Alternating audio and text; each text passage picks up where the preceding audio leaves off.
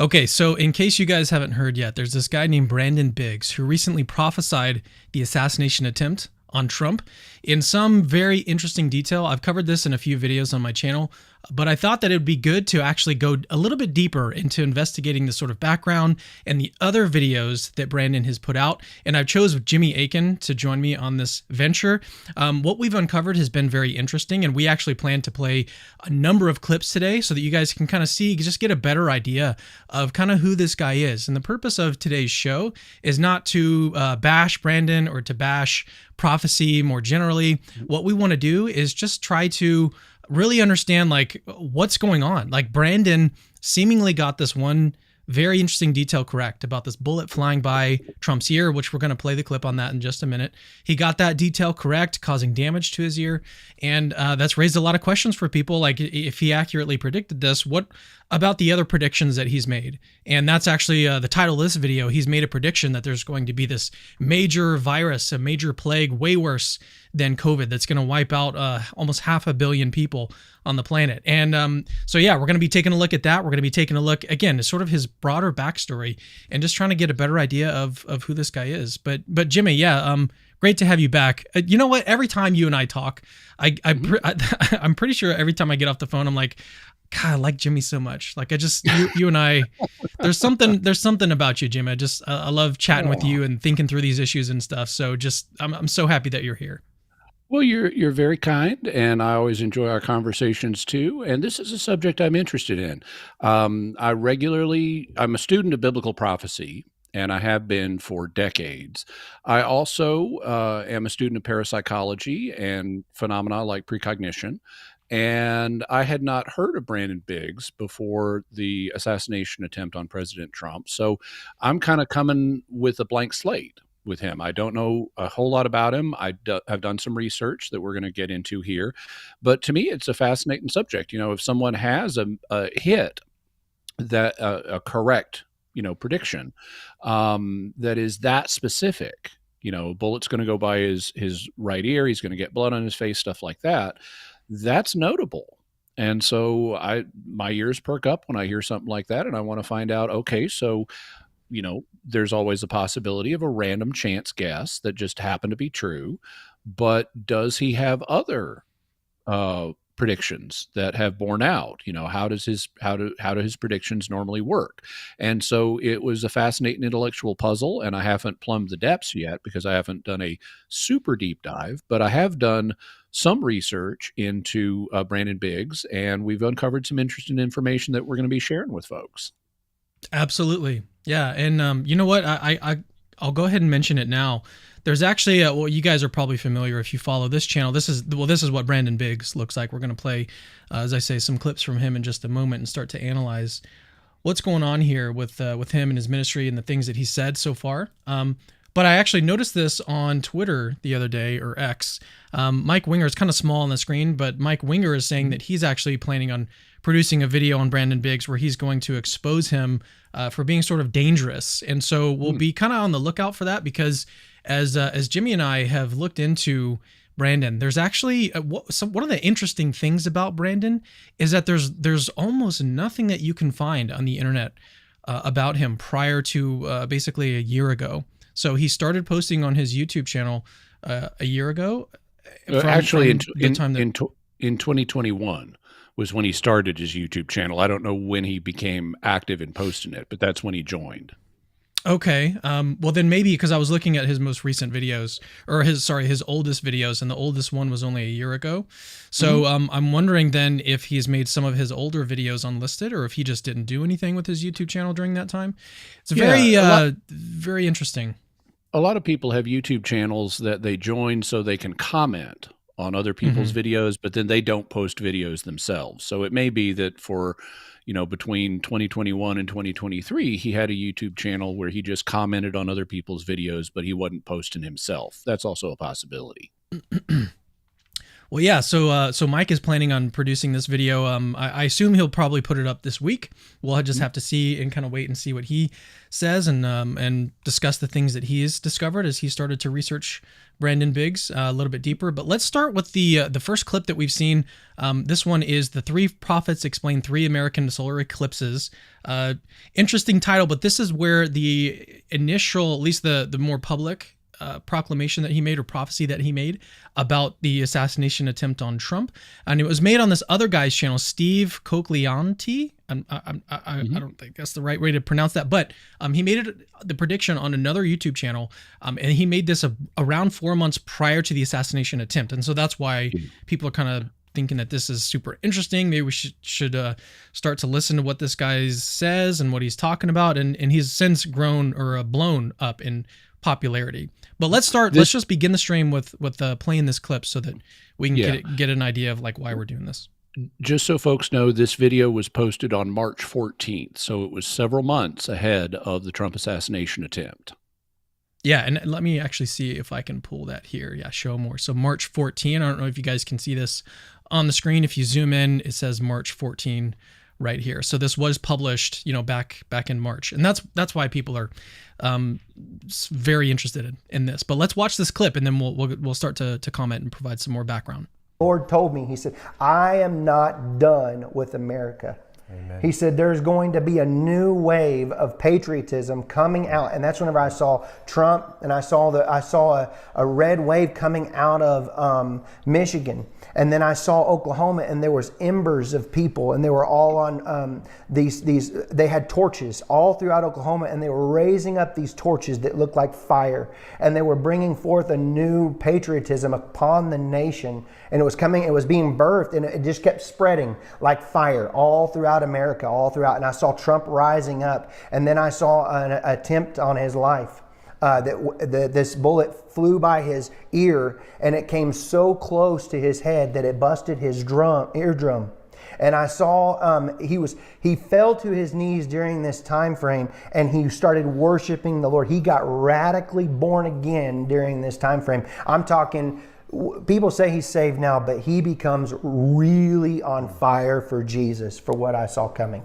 And then I saw people interceding when I saw him winning the presidency through great, the Lord showed me it would go clear into the summer. Great persecution would come on him through the judges and through the law, and all these people trying to sue him and all this stuff. But there would be a stop to it, and things would start to break free come toward the fall. And then I saw him winning the election through the Patriots coming out and voting. And then maybe we should just pause there and start to comment a little bit on this so far. I mean, I've shared some of my thoughts, and some of the critics have been explaining that he's got some of the details. When it comes to the assassination, he's got some of the details wrong. And he's attempted to explain those in terms of like when he predicts that Trump blew his eardrum, he actually admits in a later video that detail was wrong. He sort of added on to the vision that he saw. All he saw was that a bullet flew by, and then blood was streaming down his face. And so then he inferred on that basis that there was a blown eardrum, but he didn't actually see that happening. And so he sort of admits that it was a mistake to mention a blown eardrum based on what he saw in his vision. That's his attempt to explain that. But then other people have said that he nevertheless gets some of these details wrong. And so, but yeah, Jimmy, what are your thoughts so far on this?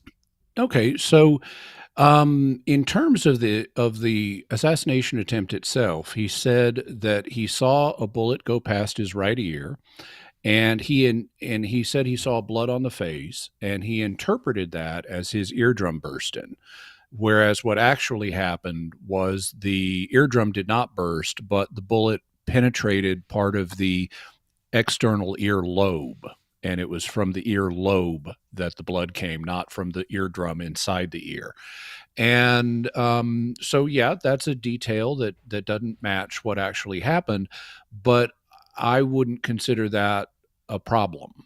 Now, there are some folks who would say any mistake that an alleged prophet makes shows he's a false prophet.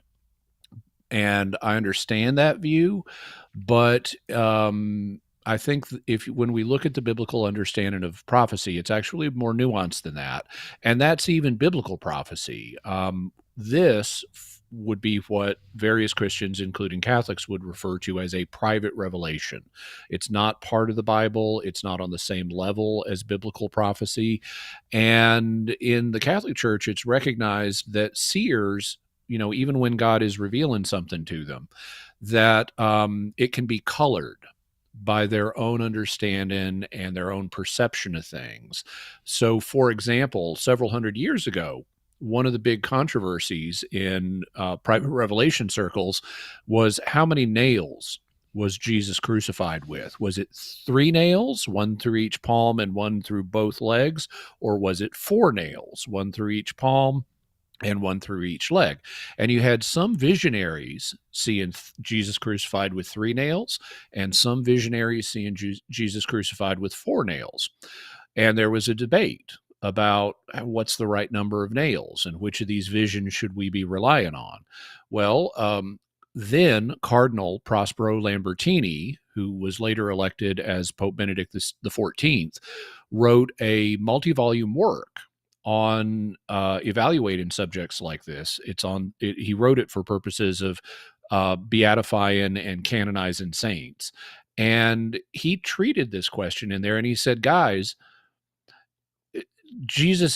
God has not given people visions of Jesus on the cross to teach them about the number of nails. That is not what these visions are for. It's to help people appreciate what Christ did for us and grow closer to him. So when God gives someone a private revelation of Jesus on the cross, the spiritual message is what's important. And we shouldn't be looking to these for what's the exact number of nails that Jesus was crucified with. That's a minor detail. It's not relevant to the major message that's being sent, and it's going to be colored by the seer's own consciousness. So the seer's consciousness may fill in 3 or 4 nails, just like in other contexts. If Jesus or someone appears to someone in a vision, he may be dressed differently, or he may appear differently based on the ethnic group that the person belongs to or the culture that the person belongs to. Those minor details are filled in by the consciousness of the seer. And so in this case, if Brandon Biggs got information about a bullet's going to go past former President Trump's right ear and he's going to be injured and have blood on his face, I would say, and he interprets that as his eardrum blew, I would say, well, that's an interpretation.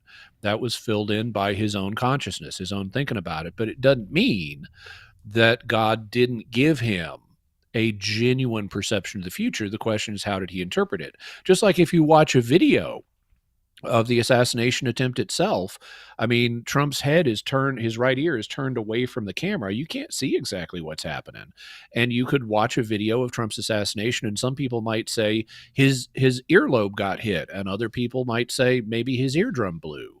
So that's a matter of interpretation that I don't think really I don't think it allows us to settle the question of, is he a true or false prophet based on that? We've got to look at other details. I mean, Yeah. maybe it'd be a good opportunity right now to, well, I mean, I can at least highlight that we do have a bunch of different Bible passages that we're planning on getting through at some point, just to kind of, because I mean, trying to determine whether someone is a true or a false prophet from like a biblical perspective, there's not a whole lot of data that we've got from the Bible on how to do this. And I just like with a lot of things in the Bible, like you wish that there was more there sometimes to try to like determine exactly how to go about answering some specific question that you've got. But the information that we've got on this is somewhat limited. And so I think that that's actually causing some confusion among people. Some people are saying that, you know, this guy is a true prophet. Others are saying that he's not. But it's based on, or at least in part on, these passages that are, they provide some information again, but they don't like settle the matter. They don't teach us exactly what to do and what to expect, and whether or not, for example, the small details are super relevant, and that we can, just on the incorrectness of the small details,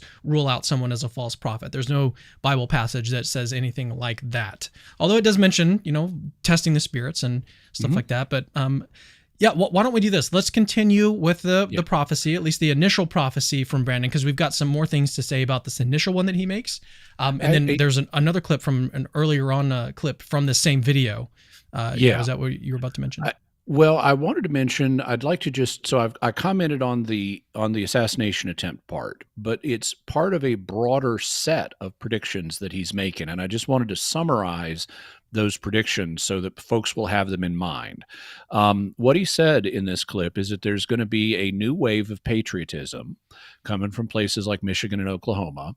He saw President Trump's assassination attempt. He says he fell to his knees during this time frame, and that's ambiguous. Obviously, President Trump fell to his knees to get out of the way of the bullet, on the spot. But that doesn't seem to be what Brandon's talking about. He's talking about President Trump converting, having a conversion experience or a spiritual awakening, which he describes as becoming radically born again. And so that's how I would interpret his statement about President Trump falling to his knees. He means as part of this spiritual awakening. He says that there will be great persecution of President Trump through lawfare. He doesn't use the word, but people suing him in courts and stuff like that.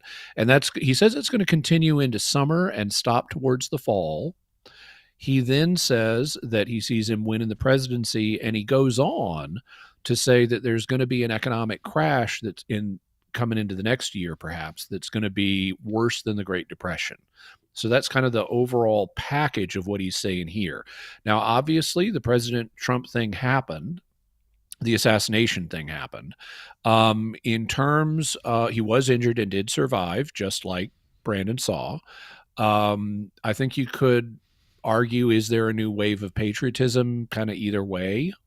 It's normal for an election cycle to have people interested in politics and patriotism and hanging out flags and stuff like that. So I don't know. I think people could take different points of view on that. We'll have to see what happens does President Trump experience a notable spiritual awakening? Obviously, he's shifted tone somewhat since the assassination attempt and projected a more I would actually push back a little bit on that, just because of his recent tweets. So during the Republican National Convention, he did seem to sort of express himself a lot differently. So he was a little bit more, I don't know the right way to put this, but he seemed a little bit less confident, less arrogant. He seemed very deeply saddened by what happened to at the event, not just with himself and there being an assassination attempt on him, but the other people in the audience that either died or were very seriously injured. And he seemed very concerned about that.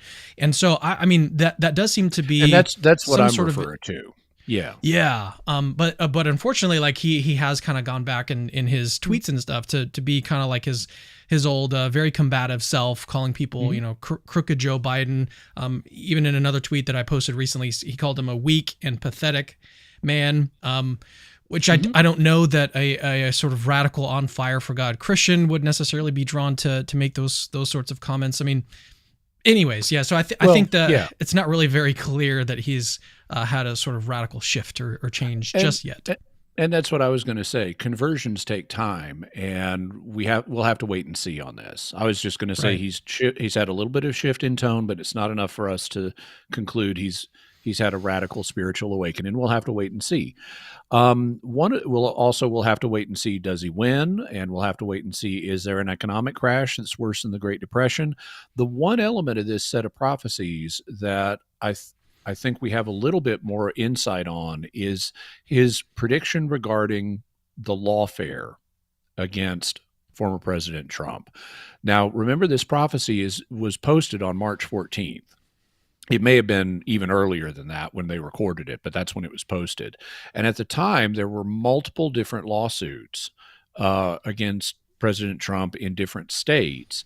And there was a Supreme Court case that was pending. And subsequent to that, most of that's gone away. The Supreme Court ruled affirming a fairly strong version of executive privilege and they remanded stuff back to lower courts. One of the cases, I think it was the case in Florida, got dismissed. And even though there's still some legal jeopardy out there for President Trump, what Brandon said he saw happening was it continuing through the summer, which is where we are now, but ending in the fall. And actually, it looks like even though it's not completely resolved, the bulk of the lawfare has already kind of run its course, and much of it has been stopped now in the summer rather than the fall. So it looks to me like that may be a partial miss. Let's now turn to the same video, and maybe we'll go to the earlier clip now, where he mentions some record high temperatures in the Northeast and some anomalous weather events. And so let's play this one and get some comments from Jimmy on it. About this eclipse is that he said, basically when I was praying a couple weeks ago, he said to me, he said, Brandon, I want you to watch Passover. For when Passover comes, there's going to be an acceleration of things, even more so from what it was from Rosh Hashanah to Rosh Hashanah. He said, but this will be a time of great acceleration. And he said, you'll see acceleration in the financial realm.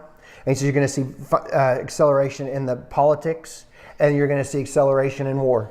And he told me, he said, these things are going to, he said, for my son's return is imminent. And he told me this. He said, when this happened, when Passover, this time of Passover happened, there would be such a great, is almost, and he told me about weather. And he told me, he said, there'll be great. That was an interesting cut they made just then. Did you notice that? Mm-hmm. And he told me about weather. Yeah. I'm wondering, what else they cut out there. Well, yeah, although they had to do it before they posted it on March 14th, I would assume. Right. Well, no, I'm just curious, like if they cut anything else out that he might have predicted that didn't look like it was going to happen. I don't know.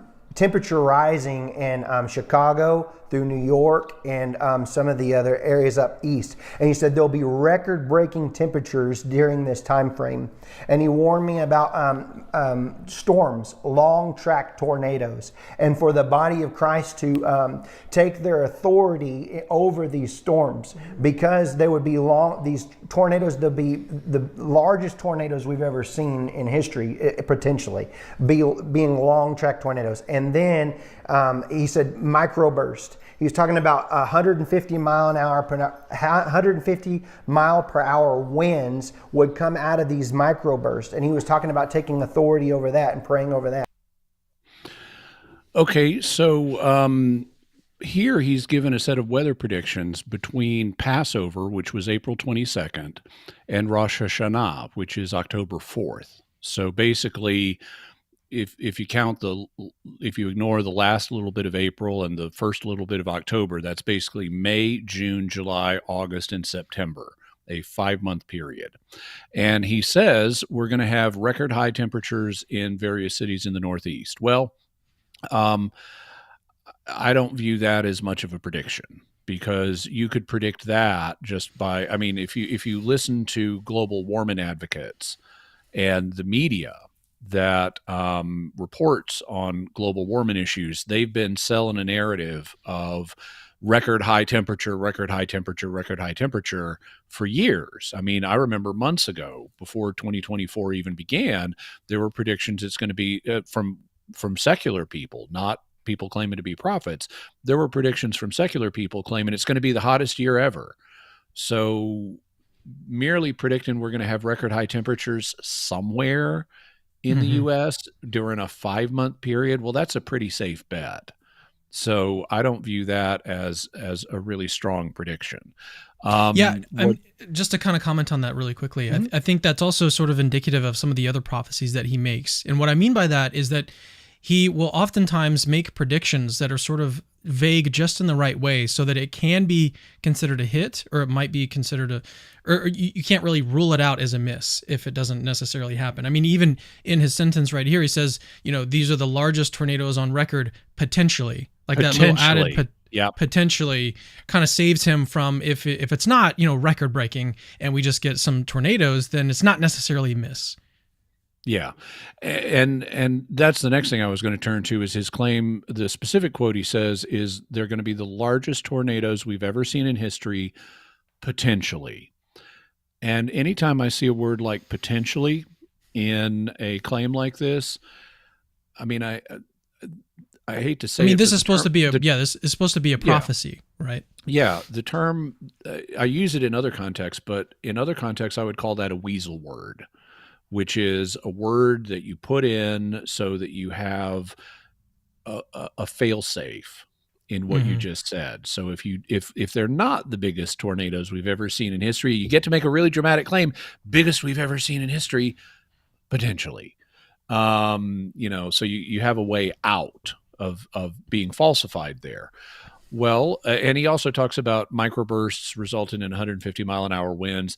I don't have any data on microbursts happening in this time frame. I haven't looked that up, but Well, he's let me right. Microbursts are a thing, and they can result in 150 mile an hour winds. You were going really to say something quickly. I mean, about that? yeah. So I live in the Houston area, and we've had some pretty interesting weather events here over the I've past heard. couple months. So we had a Derecho. I think when was that one? I think it was in May.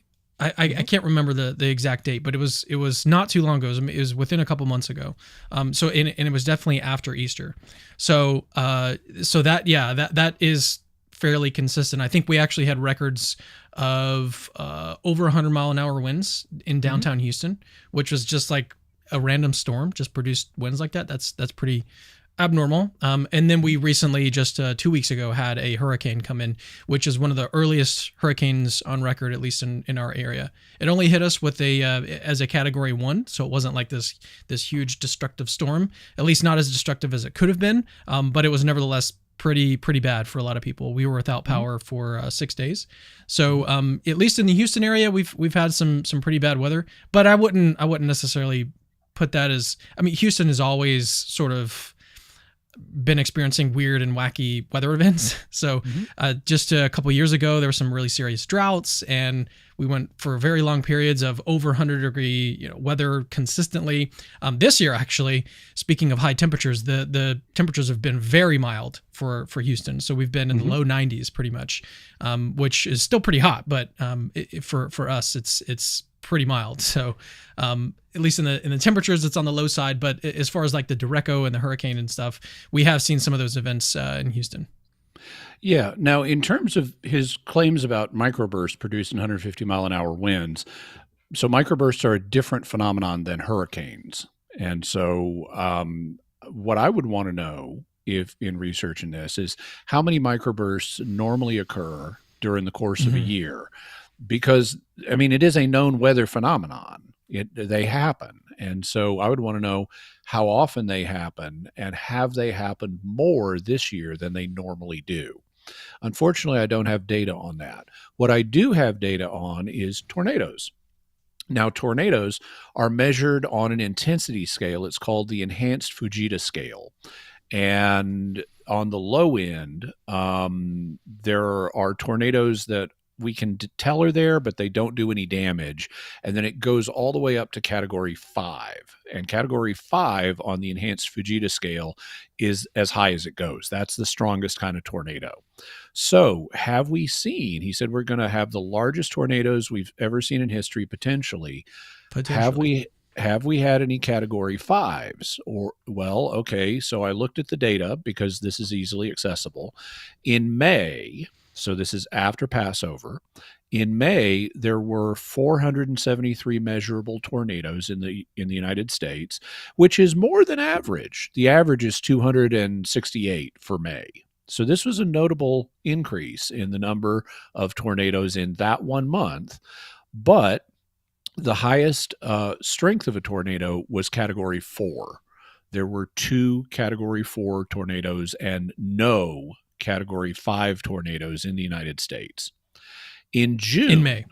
in May, yes, in June, there were 120 tornadoes compared to an average of 213. So there were actually way less tornadoes in June than there normally are. So whereas May was higher than normal activity, June was lower than normal activity. In June, there were no Category 5s and there were no Category 4s. The highest it got was there were two Category 3 tornadoes in June. In July, which we're not quite done with yet, Thus far, there have been 142 tornadoes compared to an average of 119. So that's a little higher than normal, but not much. There have been no Category 5 tornadoes and no Category 4 tornadoes and only one Category 3 tornado. So we're not really seeing this prediction fulfilled yet. It could happen in August. We start getting Category 5 tornadoes. It could happen in September, but we're running out the clock on this one, and thus far it's not happening. Yeah. And what would you say? I mean, this kind of brings up another question. Like, what do we make of the fact? Like, suppose that we can pinpoint and locate some really specific prophecies that he makes that nevertheless that sort of fail to come to pass. Mm-hmm. What does that imply in terms of like his status as a prophet? Does that mean that he didn't prophesy the assassination attempt? What is the implications of finding these false hits? So I think there are a number of different categories that he could be placed in. So let's start with the true prophet. So he's a true prophet. God really is talking to this guy. That's one possibility. All the other possibilities will be, well, that's not really what's going on. Something else is going on. The question would be what? Well, it could be something involving the preternatural. He could be getting, and I'm not proposing this, I'm just mentioning it for the sake of mapping out the concept space. He could be getting revelations from demons. I don't see any evidence of that. I'm just mentioning it as a hypothetical explanation that could apply in some cases. Another explanation is nothing preternatural is happening here, but something paranormal is happening. Maybe he has a precognition. Maybe he had a precognitive experience. It wasn't God talking to him. It was his own precognition. Or maybe, and I don't want to talk about him because I'm going to say here are explanations that could explain someone, putting themselves forth as a prophet. Mental illness is another possibility. People can be mentally ill and innocently think they're seeing things. If it's not mental illness, it could be imagination. They're just imagining this stuff, and they put it out. And he happened to get that detail correct. And he happened to get it correct.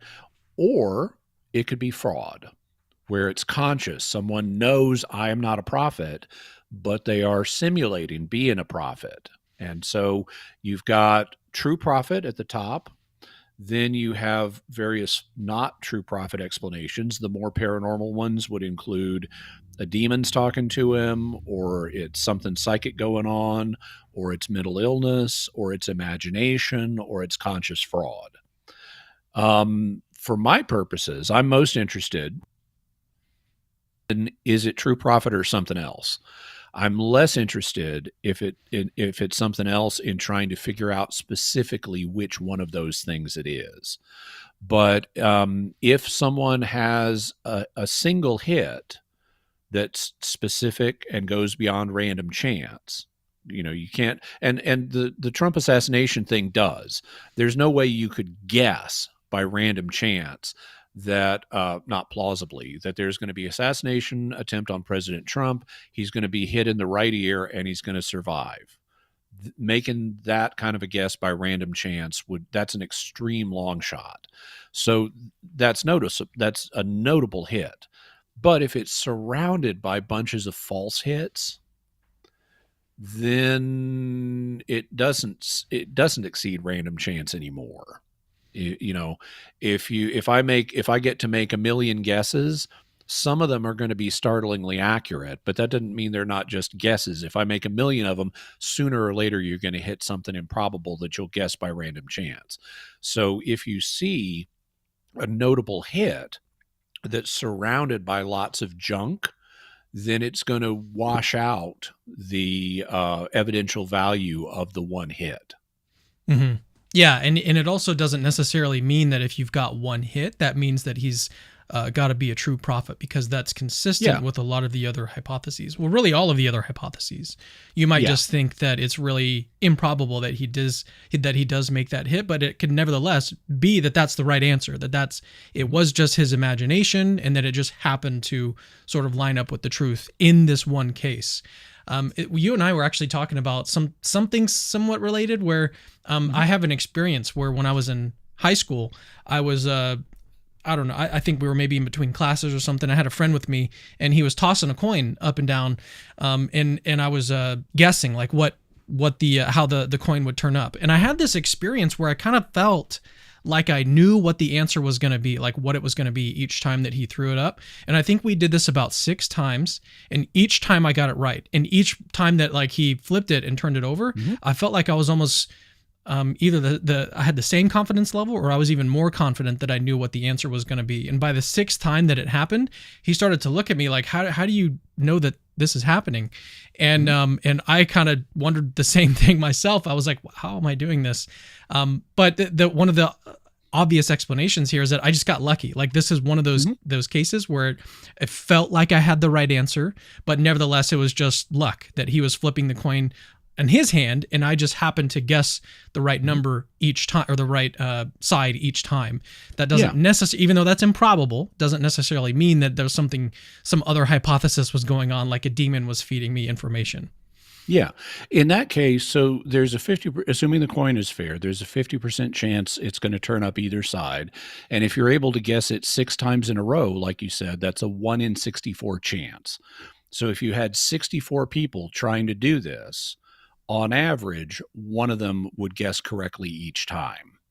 And so it's not it's a low order of probability, but it is still within the realm of what can reasonably happen. That's why in parapsychology, when they're studying things like precognition, they don't stop at 6. They do hundreds and thousands of trials to see if statistically what the phenomena holds up. Because if you flip a coin, and these days they don't use coins, but if you flip a coin enough times, you will hit stretches where it behaves in a regular way or a predictable way for stretches of time.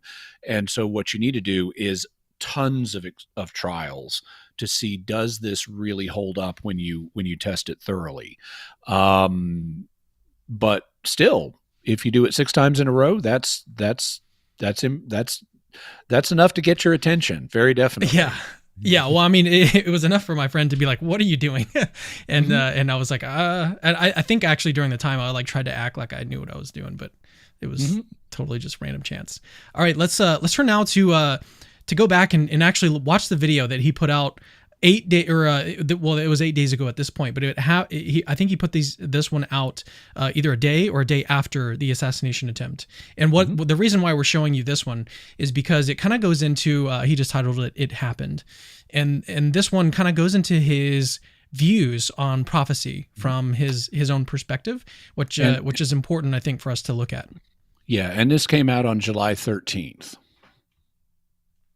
Every single day for things that the Lord gives me, and he warns me about things, and he tells me, Brandon, this is coming. This is coming. This is coming. You got to pray for the volcano in Italy. You've got to warn those people, because I told you I saw a tsunami wave coming into the shore, and I saw hundreds of thousands of people perishing because of the tsunami wave coming in. And I've warned everybody about that. And now those volcanoes are coming up, and it's happening right now. And the major one has not happened, but I believe. Real quick, I mean, do you know what the background on that one is? That he's got these predictions of tornadoes, or not tornadoes, volcanoes. Volcanoes, yeah. Oh yeah. We can talk about the volcano one. Okay. But he's talking about his general. Well, he's laying some groundwork. You'll notice he's talking about how people need to listen to me. Yeah, God shows him these things, and then he encourages people to pray about them. And he's developing his philosophy or model of how his prophecy works.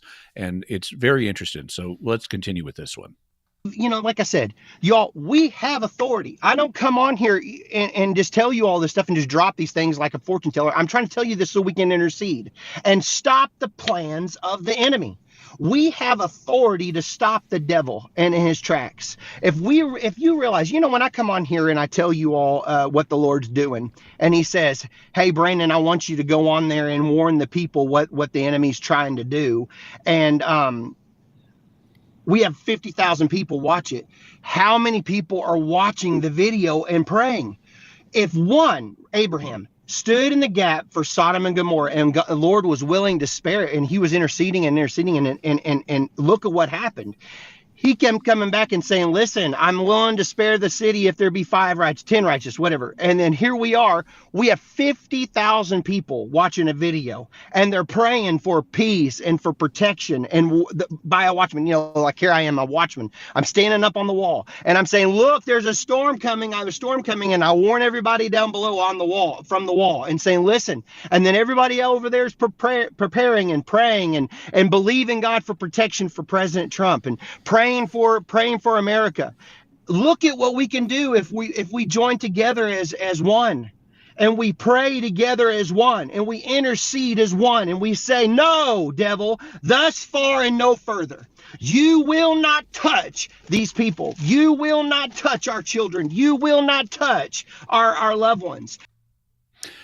Okay, so his basic idea that a lot of what he's doing with his prophetic ministry is God shows him something that apparently is what the devil is planning to do, and then he takes it before his YouTube audience and tells them about it so they can intercede about it, and then they use. Now he has this idea that's quite common, especially in the charismatic movement, of claiming authority over spiritual things. Mm-hmm. And so he's saying, use that authority to stop the plans of the devil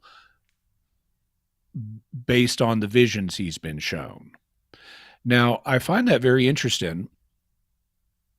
Unlike anything we find in the Bible, I'm not saying it can't happen, but it is not the model of prophecy in the Bible. In the Bible, God says things like, okay, Jimmy, why don't we go ahead and just review the different passages that are relevant to prophecy? Let's just run through them, the major ones. So in the, let's start with Deuteronomy 13 in the Old Testament. So yeah, feel free to go through this one. I'm not going to read it all out, but feel free to mention what this one says, and then we'll move on through the others.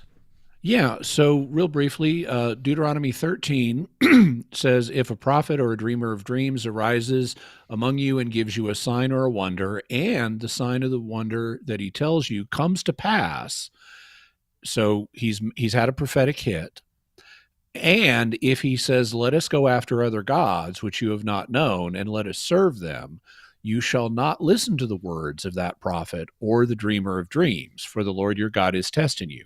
So the basic principle that's being established here is, don't listen to people who encourage idolatry, even if they have prophetic hits.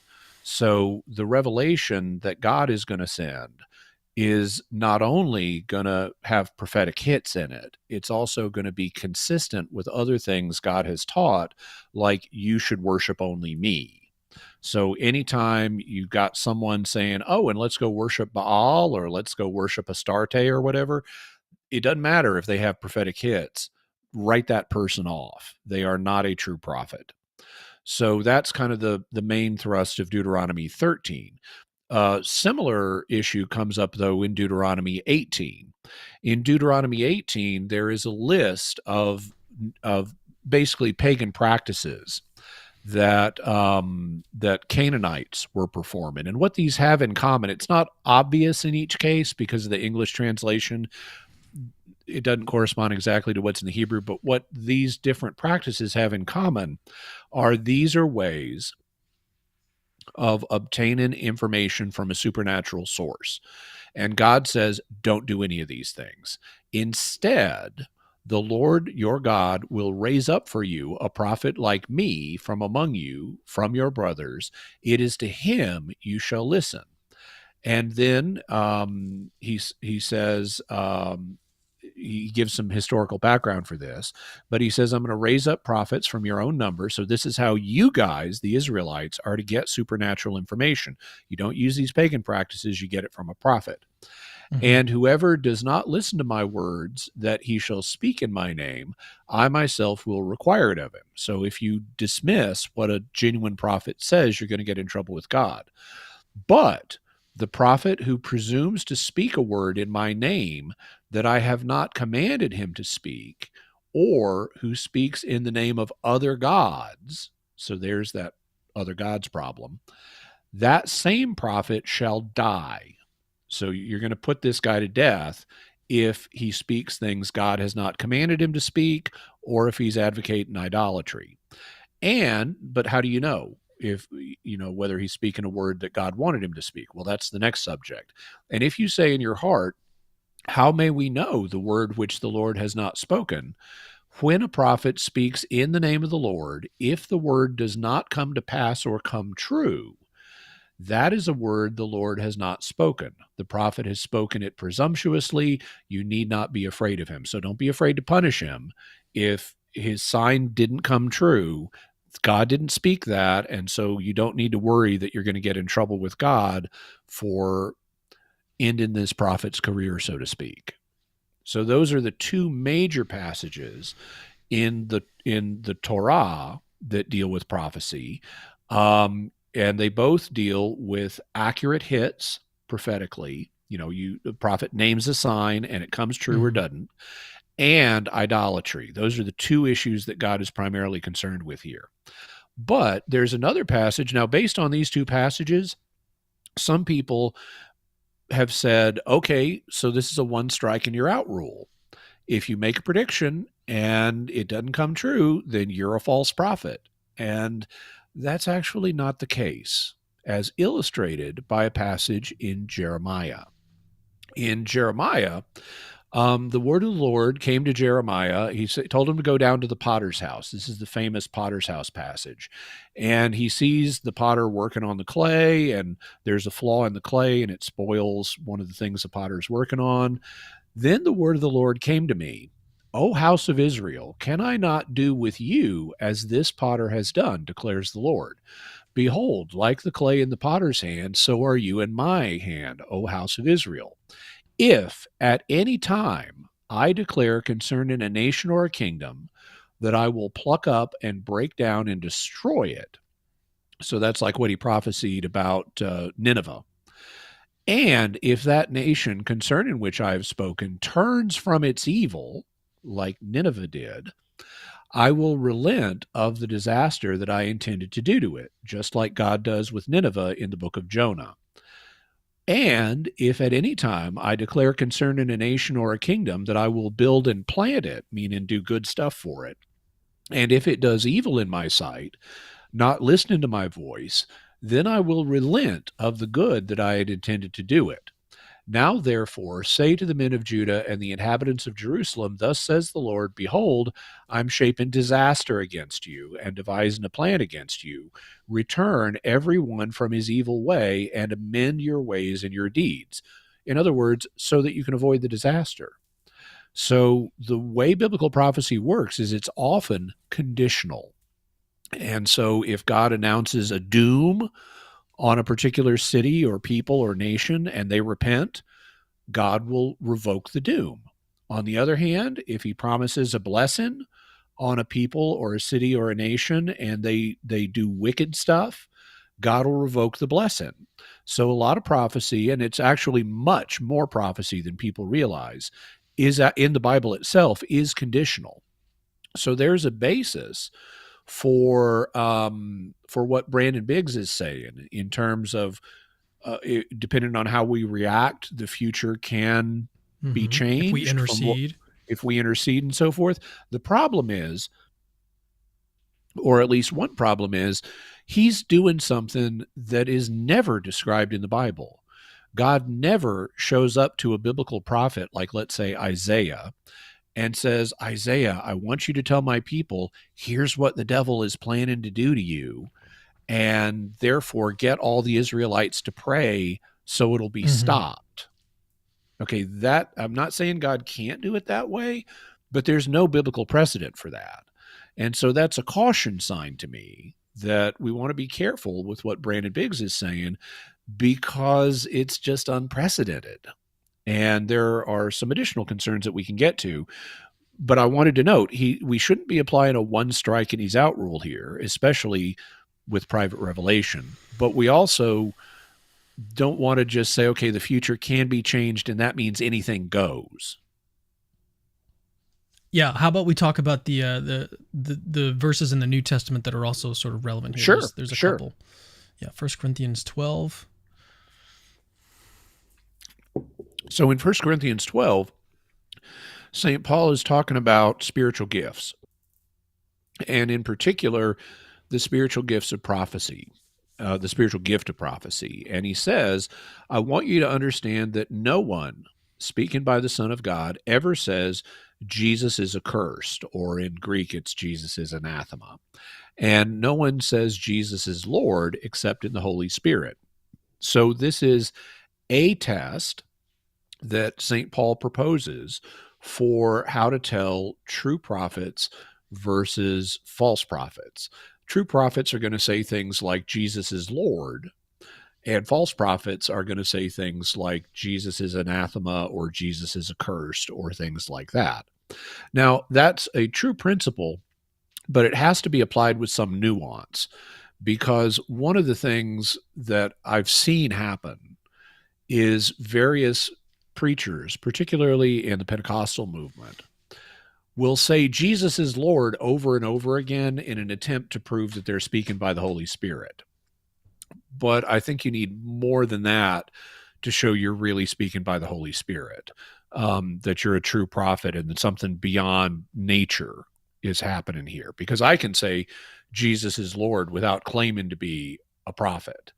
But we do have a basic orientation here. I think the generalizable principle from this is that whatever God reveals through a prophet has to be consistent with prior revelation. Mhm. And Paul's given us a concrete example here. It's been revealed already, Jesus is Lord. That's consistent with prior revelation.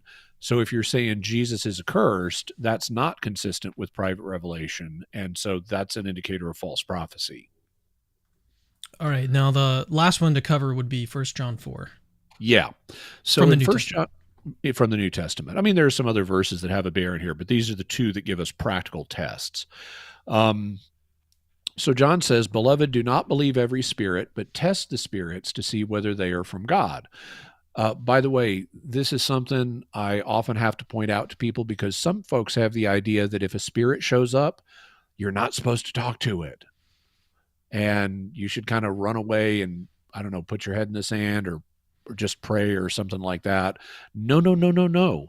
The New Testament expects you to encounter spirits, and it expects you to put them to the test. And that means you talk to them and you ask them questions. So John says, Beloved, do not believe every spirit, but test the spirits to see whether they are from God. For many false prophets have gone out into the world.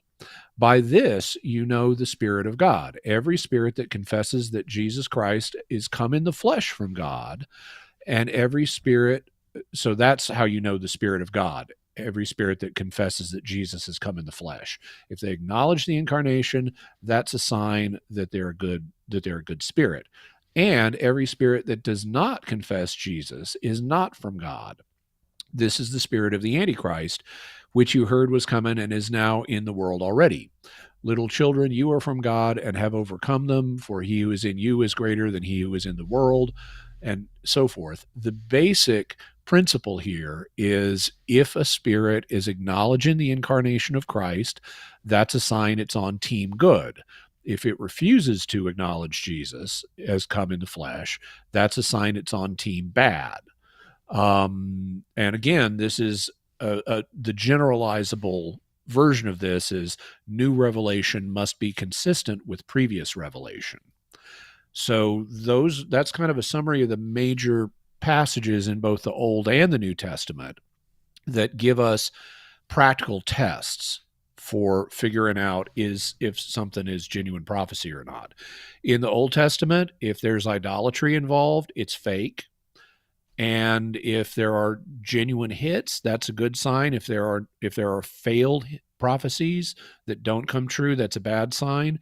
In the New Testament, if it talks up Jesus and his incarnation, that's a good sign. If it dismisses Jesus and his incarnation, that's a bad sign. Yeah, so like I said, it's kind of it doesn't give you like these sort of explicit, or at least as in the terms that maybe we would like to see, is exactly how you test that someone is a true or false prophet, especially given the conditional nature of prophecy that we went over from Jeremiah. So, but what makes all of this, I think, even more sort of confusing in the case of Brandon is that he will make some prophecies that are just very vague, and I think that's sort of unfortunately common of a lot of quote unquote prophets these days, is that they make claims that are just vague enough to where, again, you can kind of say that it was either a hit or a miss depending on what actually turns out, like the word potentially, these tornadoes that are so strong that they're potentially the strongest ever.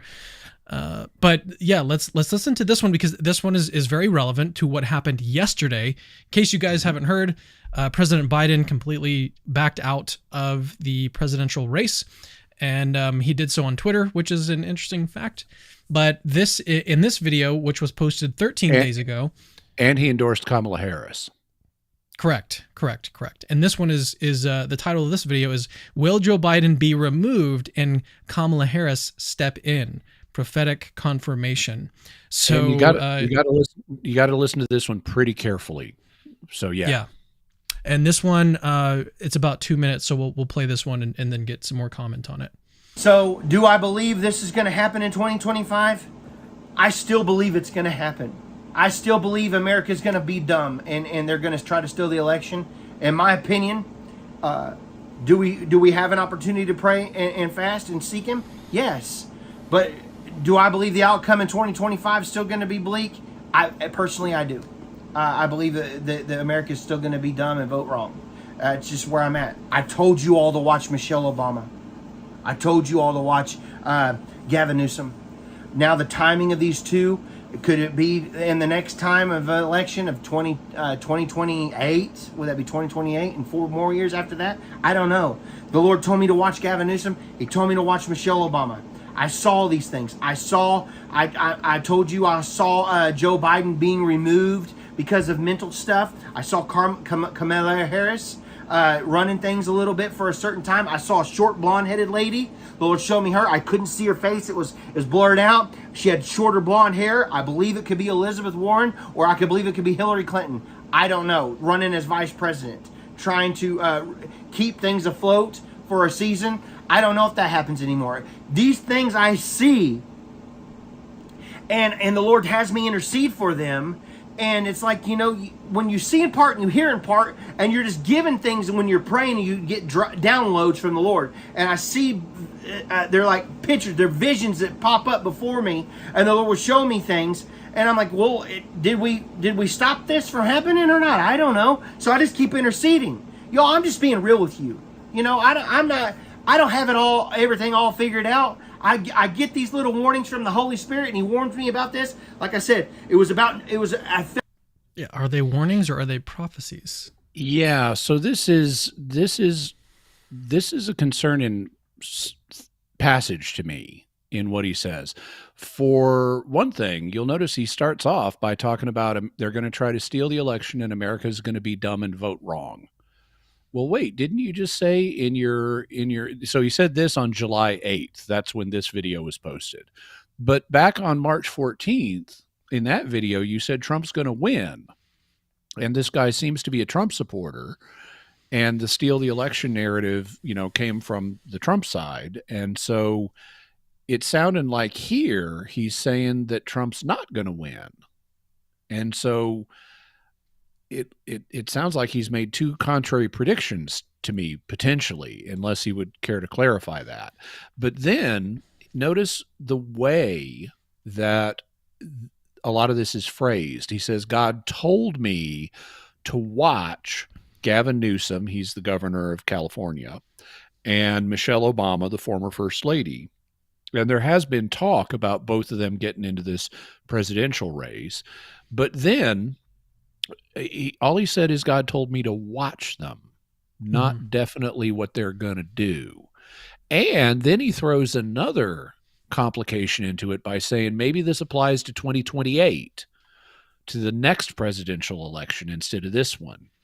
So he's got significant ambiguity here that could go several different ways, and he could claim a hit if either Gavin Newsom or Michelle Obama entered the current race. He could claim a hit. God told me to watch them, right? And then look what they did. Or if either one of them runs in 2028, which is a safe bet, I mean, at least for Gavin Newsom, he can claim a hit then. And so without any supernatural stuff, I could tell you that one or both of those people, especially Gavin Newsom, is likely to, without any supernatural download, I can tell you Gavin Newsom is likely to run for president either this year or in 2028. But the ambiguous way that Brandon Biggs is setting it up, he gets to claim a prophetic hit either way. He then let me just mention this really quickly. I mean, because it almost sounds like this is not necessarily a prophecy on his part. It almost sounds like he's just kind of spitballing about what might occur. But the way that we find out that this is a legitimate prophetic word on his part, or at least alleged prophetic word, is that he calls it prophetic. The title of the video is prophetic confirmation. Yeah. So he is attempting to give some sort of prophecy here, which is a lot different than the prophecy that he made about the assassination attempt, which was way more specific, and it fell within a sort of time frame and timeline, whereas this one is just kind of all over the place and doesn't really even match the description of a prophecy.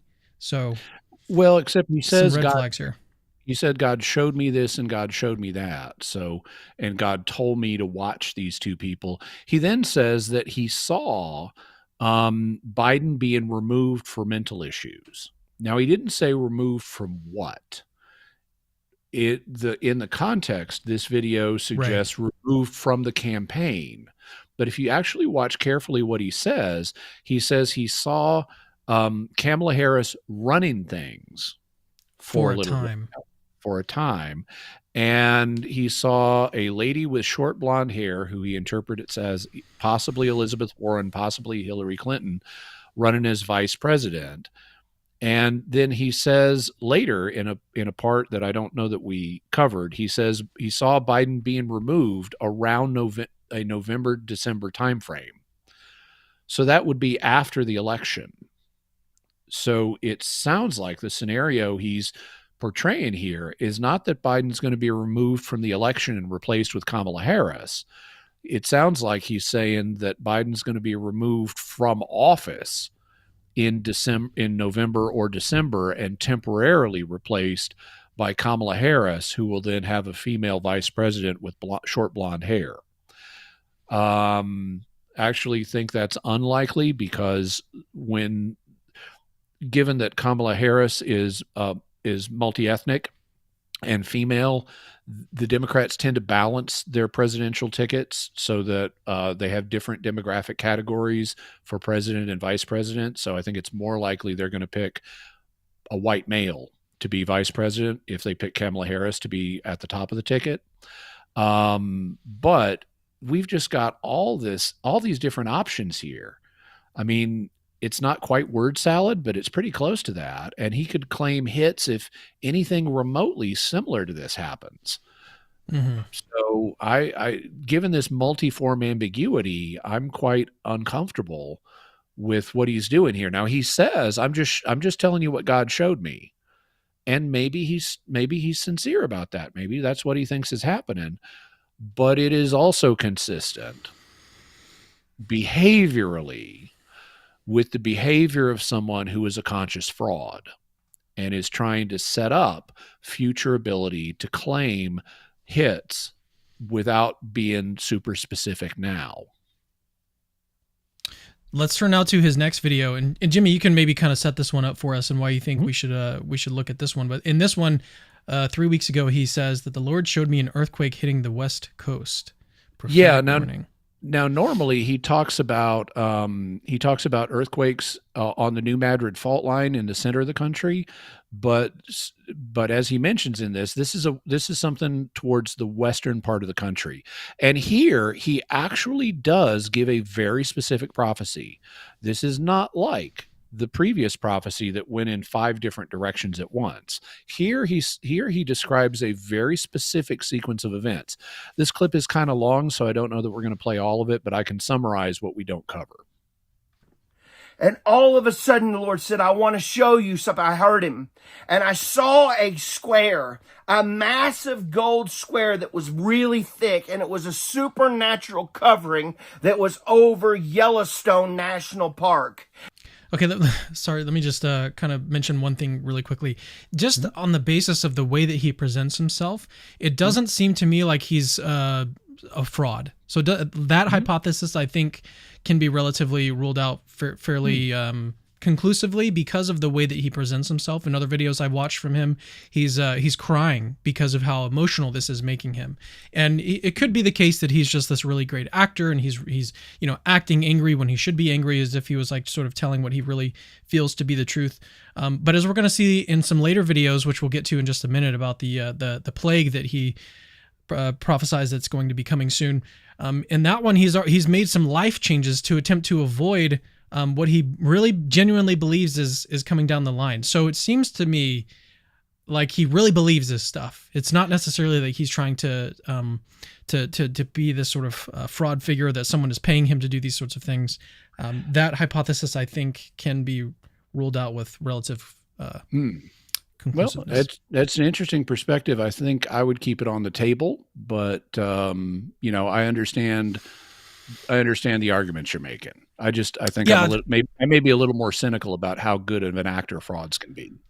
Yeah, well, I think in his case, given my evangelical background, it does seem to me like someone could be duped, maybe too strong of a word, but it seems like someone's theology could open them up to this type of stuff and being very concerned about it. And and I'm not convinced he is a fraud. I just note that some of his behavior is consistent with the behavior of someone committing fraud.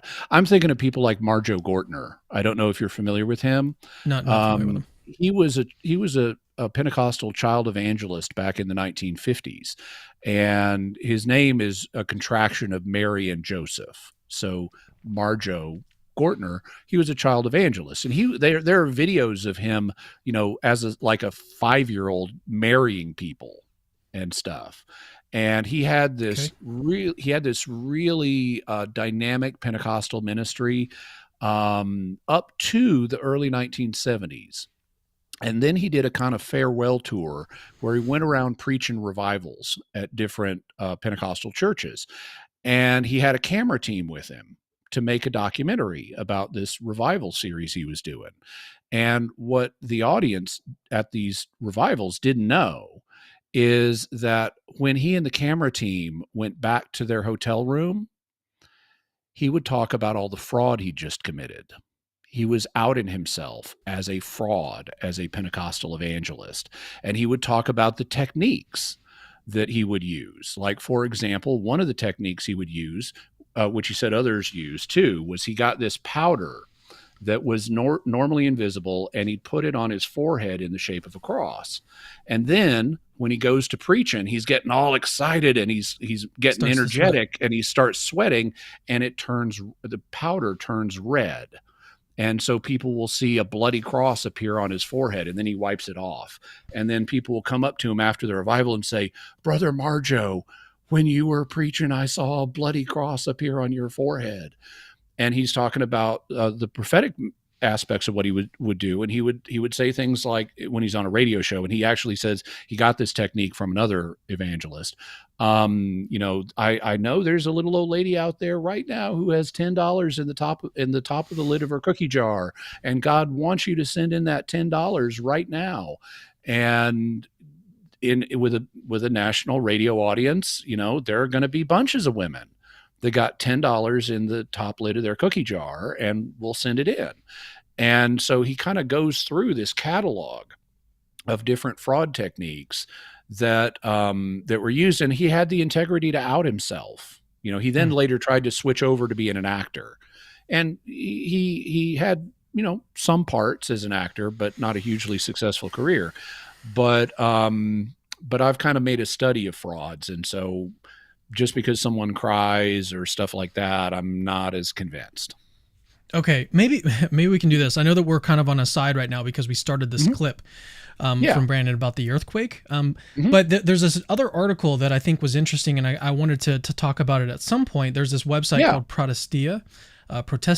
I don't know how you would pronounce that correctly, but what they claim is that no, this prophet did not prophesy the Trump assassination attempt, and their arguments against it don't really, I think. I don't think they're as strong as they pretend that they are, but they nevertheless make some claims, which I've actually reached out to them on Twitter to confirm. I'd like to look at the primary sources that they mention here, because in my research, I didn't find any of I wasn't able to confirm any of this. There's, again, like before a year ago, there's almost nothing on the internet about Brandon Biggs, which is pretty wild. But anyways, that aside, so this is what they say.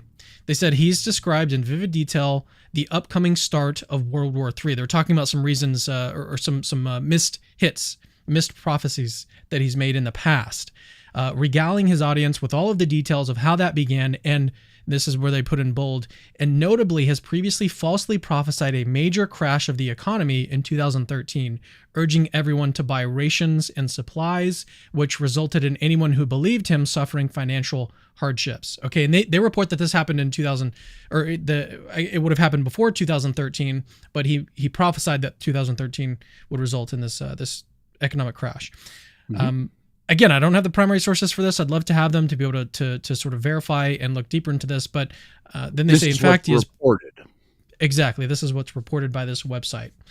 In fact, he has also personally called up everyone he falsely prophesied to say sorry, and was subsequently forbidden by one pastor from ever prophesying in their church again. He also prophesied around this time that silver would go to $100 an ounce and that the Iraqi dinars would skyrocket, also urging everyone to invest in it, even though it tanked and they again all lost their shirts. Doesn't seem like the right word to use there.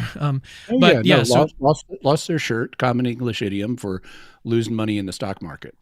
Oh, okay. Never heard of that. But the reason why I'm bringing this up is it's interesting, and I wish we had the primary sources so that we could verify whether or not this is correct. If it is correct, that seems like pretty interesting information that a lot of people need to know about.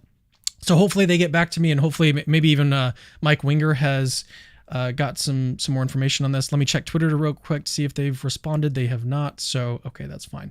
Yeah. I look forward to seeing what Mike comes up with. Yeah, I definitely agreed. But the reason why I'm talking about this now, related to the question of whether or not this guy's, intentionally trying to be this fraud and trying to dupe people, and maybe now that I'm reading this back, it could, I guess, go both ways. But it seems like if this is true, this seems like a track record of him just trying to really get things right and being wrong about them. And so, but again, that's just kind of how it strikes me. So it could be the case that he was intentionally trying to mislead people back then and is still doing it today.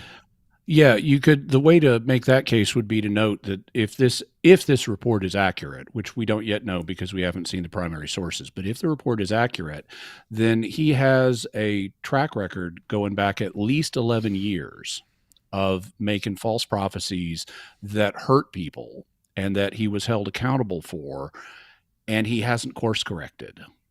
And he's also, it's very hard to find anything about him on the web that's over a year old, but this is 11 years old. And so, like you asked at the beginning, could he have hidden older videos and things like that because they contain false prophecy? That's something that has to be considered in light of all this. So I'm not convinced that he's a conscious fraud. He may be, he comes across as a sweet, sincere guy, and that may be exactly what he is. But he's also not very credible as a prophet, as we're finding out. And I'll here in this clip, he makes a very specific set of predictions that if it happens, it'll be way beyond random chance. But there's an asterisk that I'll give you after we've seen a little bit of what he says here. And he had put a covering over this area.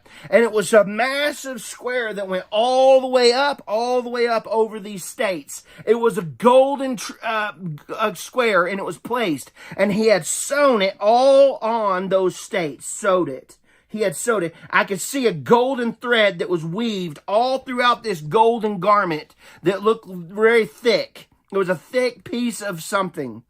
And it was over those states, over that volcanic area. And he had put a covering of protection and a peace over that. It was sealed to the earth. Okay? It was sealed to the earth. And all of a sudden, I saw that rope, that golden stuff that was tied to the earth. It was released. And it had a gap in between the earth and this golden protection that was over that area. And all of a sudden, I felt a violent volcano go off in that area. A violent volcano. And I saw Portland, Oregon. And I saw the Space Needle in Seattle completely destroyed. I saw that the area between Portland, Oregon, and the ocean going this way, it split off from a massive earthquake. A massive, massive earthquake. The largest earthquake we've ever felt in this area before. Ever. It was a humongous earthquake. And the land from Portland, Oregon to the ocean broke off into the water. Okay? And and you could see the ground of this, I believe it's the San Andreas Fault. It lifted up the land up higher. And this land was lowered down to sea level. It was all the way to San Francisco, but San Francisco was not as affected as Portland, Oregon, and Seattle. The Space Needle thing that was in the air was gone. Yeah. So if you want to pause it there, I'll summarize the rest of what he says. Basically, he says there's going to be a volcanic eruption in Yellowstone National Park. And at the 1712 mark, he does specifically say in Yellowstone National Park. The Space Needle, which a lot of scientists, from what I understand, like a lot of scientists are predicting something like that. There's a huge, massive volcano underneath Yellowstone that could erupt at any time. Yeah, and so he's not beyond. This is not the part that's beyond what could reasonably be predicted. There are lots of people who've, on purely scientific grounds, who have predicted that at some point we're likely to have a major eruption in Yellowstone.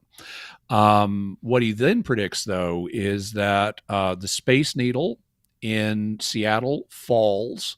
You know, that's one of the major architectural features of Seattle. So that's specific.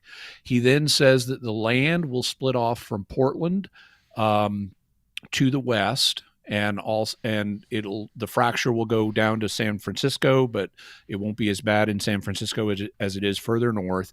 He says that water from the Pacific Ocean is going to rush in and cover the land to a depth of about 5 feet in some areas and much more in other areas. And there will be a tidal wave that will smash into Alaska and also Japan, that Tokyo will be completely destroyed, and also Hawaii is going to be hit with this tidal wave. British Columbia is going to be destroyed by an earthquake. And he says that that Anchorage, Alaska is going to be on fire. And he says he doesn't know why it's on fire if it's just been hit by a tidal wave. And frankly, I don't either, because water tends to put out fire. So I don't know why you'd have massive fires in Anchorage right after Anchorage gets hit by a tsunami. In any event, that's his overall package of prophecies of what he sees coming out of this volcanic eruption in Yellowstone. And it's all very specific. You couldn't guess this by random chance. And for once, he's not going in a bunch of different directions with this prophecy. This one is very specific. And as I listened to him describe it, I said, there's not going to be a date on this one. This is so specific, he can't give it a date or a time frame. And sure enough, at the 1824 mark in this video, he's praying to God, and he says, only you know the timing of when this happens. So yeah, 1824 or 1842? 1842. Let me play that real quick. Yep. Only you know the timing of this, when this happens. Father, I thank you, Lord, for divine protection.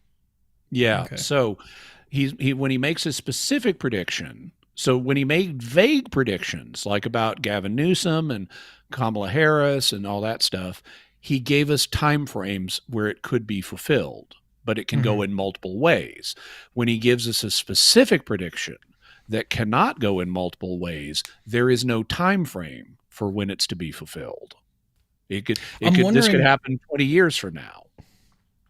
I'm also wondering how this fits into his broader view on prophecy of how interceding can help change the course of what might occur. Do you think, did you get the impression as you watched this one that that's also something he believes about this prophecy, that if we just sort of pray hard enough, we're going to be able to avoid this massive earthquake? Well, he might believe that, but notice it's different than the theory of intercession he articulated earlier, because in the video he posted called "It Happened," he said that God has given me a peek at the devil's plans, and we can claim authority over those and pray those away. But in this video, he says God has put a protective cover over Yellowstone National Park and sealed it with like golden thread, and then God removes that. So he could, I guess, say, well, we could pray that God leaves it in place and push this off indefinitely into the future, and maybe it never happens. But here, if you're claiming authority over something, or if you're praying about something in connection with this, like, God, please don't cause this big disaster, then you're doing something different than what he articulated earlier. You'd be undoing a plan that God himself has announced that God is going to do. So I want to reiterate a couple things and then kind of let you guys know what to expect if you watch the rest of this video. First of all, thank you guys for watching if you've watched up until this point. I promise that we've got some more interesting things that we're going to cover momentarily. We're going to be talking about his prediction of this plague that's going to allegedly kill 350 million people. And then after that, we're going to give some just overall concluding thoughts on what to make of this. But I just wanted to reiterate that this whole stream is not to talk bad about Brandon. It's really to dig as deep as we can and try to assess what this guy is sort of all about, because a lot of people are watching him and are starting to come away thinking, well, if he's predicting all these really terrible things that are going to happen, maybe we should start to believe him and we should start to take precautions and start to do things based on the things that he's telling us is going to come up. I mean, and we've seen this with other prophets who have predicted the end of the world, so to speak. And or like the day of Jesus's return and whatnot. And people will literally change their life and change what they're doing. And it also caused them immense anxiety, possibly even depression, based on what these people are saying. And so I think it's really important that we cover this topic. It's not, again, to bash Brandon or to bash prophecy in general. It's just to really try to get to the bottom of this and to get to the truth of it. What we're doing is we're implementing what St. Paul says to do in 1 Thessalonians 5:21. He says, don't despise prophecy, don't quench the spirit, but test everything and hold fast to what is good. So I don't despise prophecy. I'm very open to it. And I know you are too, Cam, but we're told to test it and hold fast to what is good. And so we're doing the testing part right now, and then we'll give you our conclusions about how much good we see here. Yeah, part of the reason why this topic interests me is because prophecy from an apologetic perspective is not something I've done a whole lot of work into. I know some people have actually made arguments for Christianity based on fulfilled prophecy. Those arguments I haven't really looked into personally, but this one just kind of came up as a result of the recent events that occurred, and I thought this might be a good opportunity to start to get into some of these issues and their overlap with apologetics. But now let's turn to the videos that the title of this video is about, which he predicts that there's going to be this plague coming that is worse than COVID. It's going to kill 350 million people, apparently. And so let's play a clip from this video, and then he's got a follow-up video that we'll play and get comments on from Jimmy. It was complete shutdown worldwide again. No grocery stores were able to be opened.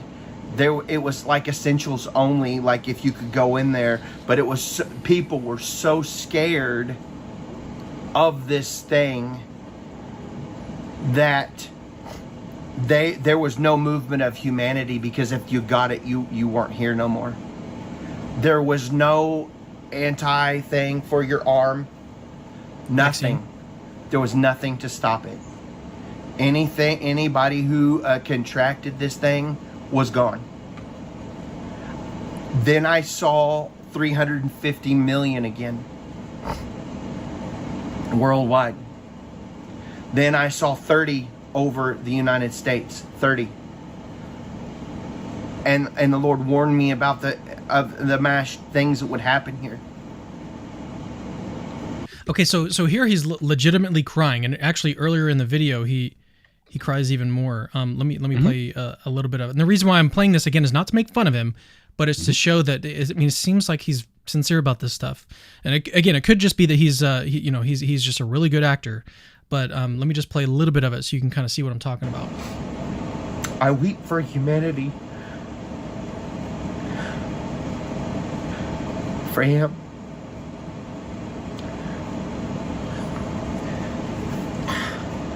Help me, Holy Spirit, to get through this.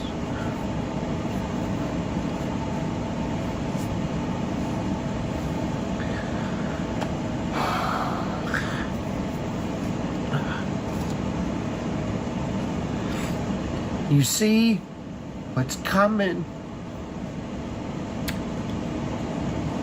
In intercessory prayer, he tells you the weight of it. He tells you the responsibility of what's coming.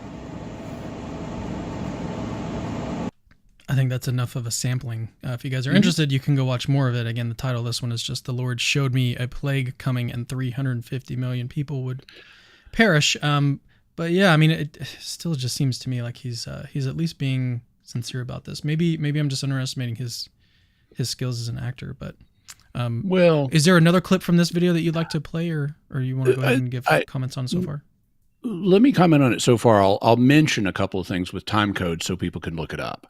So in this part that we watched, he talks about how there's this coming plague. It's going to cause a complete economic shutdown. He says that from what he says in this clip, the plague sounds 100% fatal. He says if you got it, you weren't here no more, and anyone who contracted this thing was gone. So that sounds like 100% fatality rate. He says he saw 350 million people worldwide and 30 million Americans, that would be 30 times worse than COVID. About 1 million Americans died from COVID.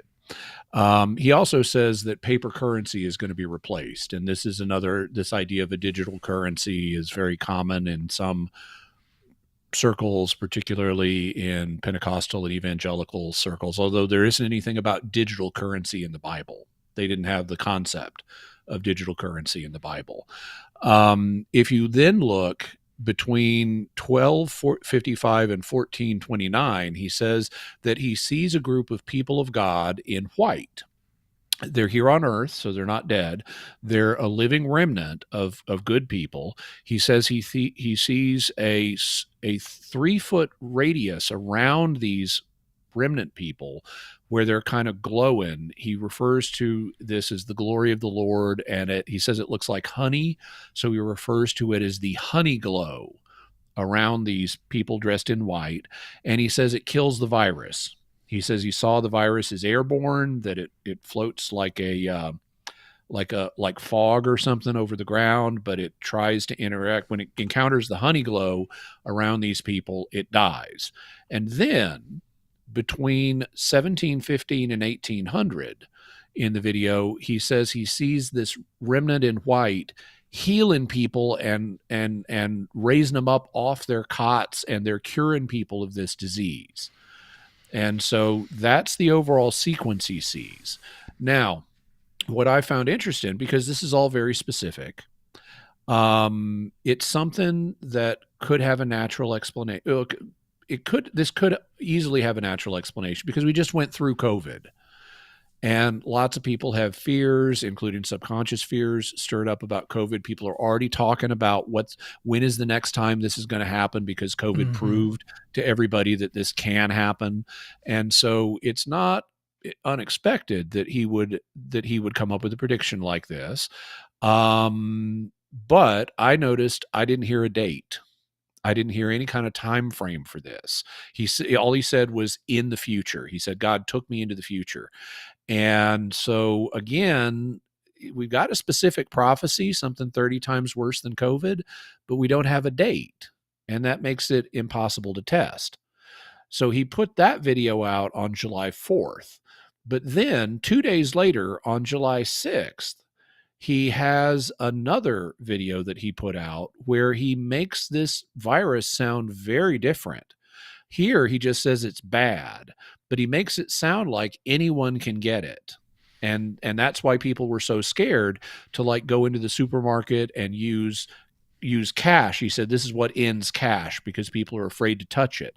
And that makes it sound like anybody can get this virus. But here in this July 6th video, the Lord showed me more about the 350 million and what's coming. He makes it clear that not everybody is going to get this virus, or certainly not everyone's going to die from it. Whereas in the first video, he said, if you get it, you're gone. Sorry, I'm just kind of looking through some of the comments here. Because it looks like he recommends that people lose weight in this video, which we'll talk about in just a second. He does.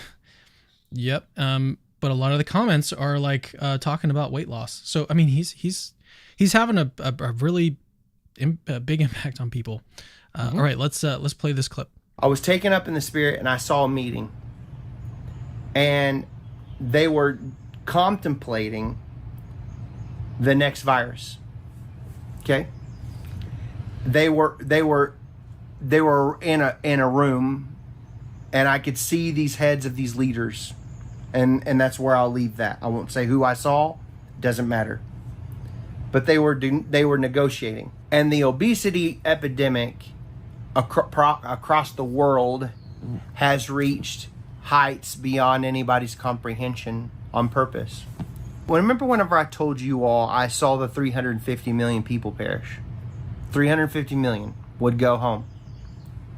But I didn't know. I thought it was going to be a kind of like a COVID thing. Well, okay. Oh, God, help me here. I saw a laboratory. I saw AI. AI, computer technology and AI was creating a super virus. They were using... Now, is that what AI looks like? Well, the AI... It's a representation. to create something more dangerous in the end times than what COVID was. I could see DNA strands running like computers, like computer code. Okay. And COVID, there was lines.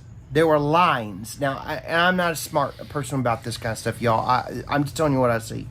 I saw DNA lines, but COVID was clear over here.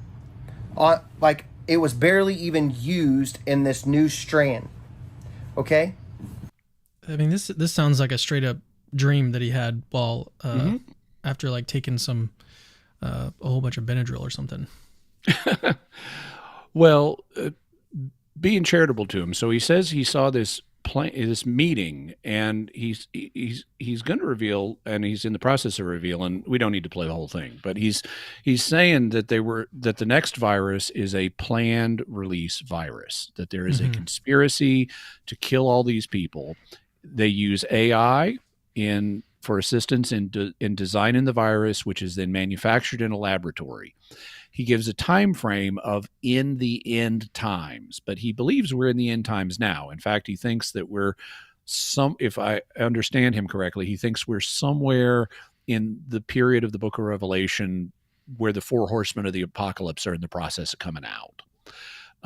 He says that DNA lines from diabetes and high blood pressure and cholesterol medicine are used in the designing of this virus, which doesn't really make sense, but cutting him some slack.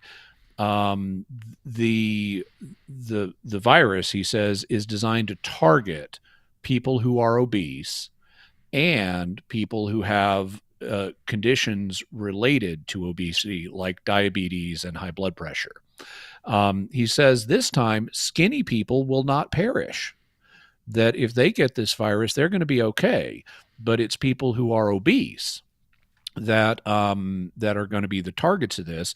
At 6:08, he says that he heard in this vision that obesity is a drain on our economy, it's a drain on society, therefore we must eliminate this. So this is a targeted genocide to take out obese people and people with significant health problems.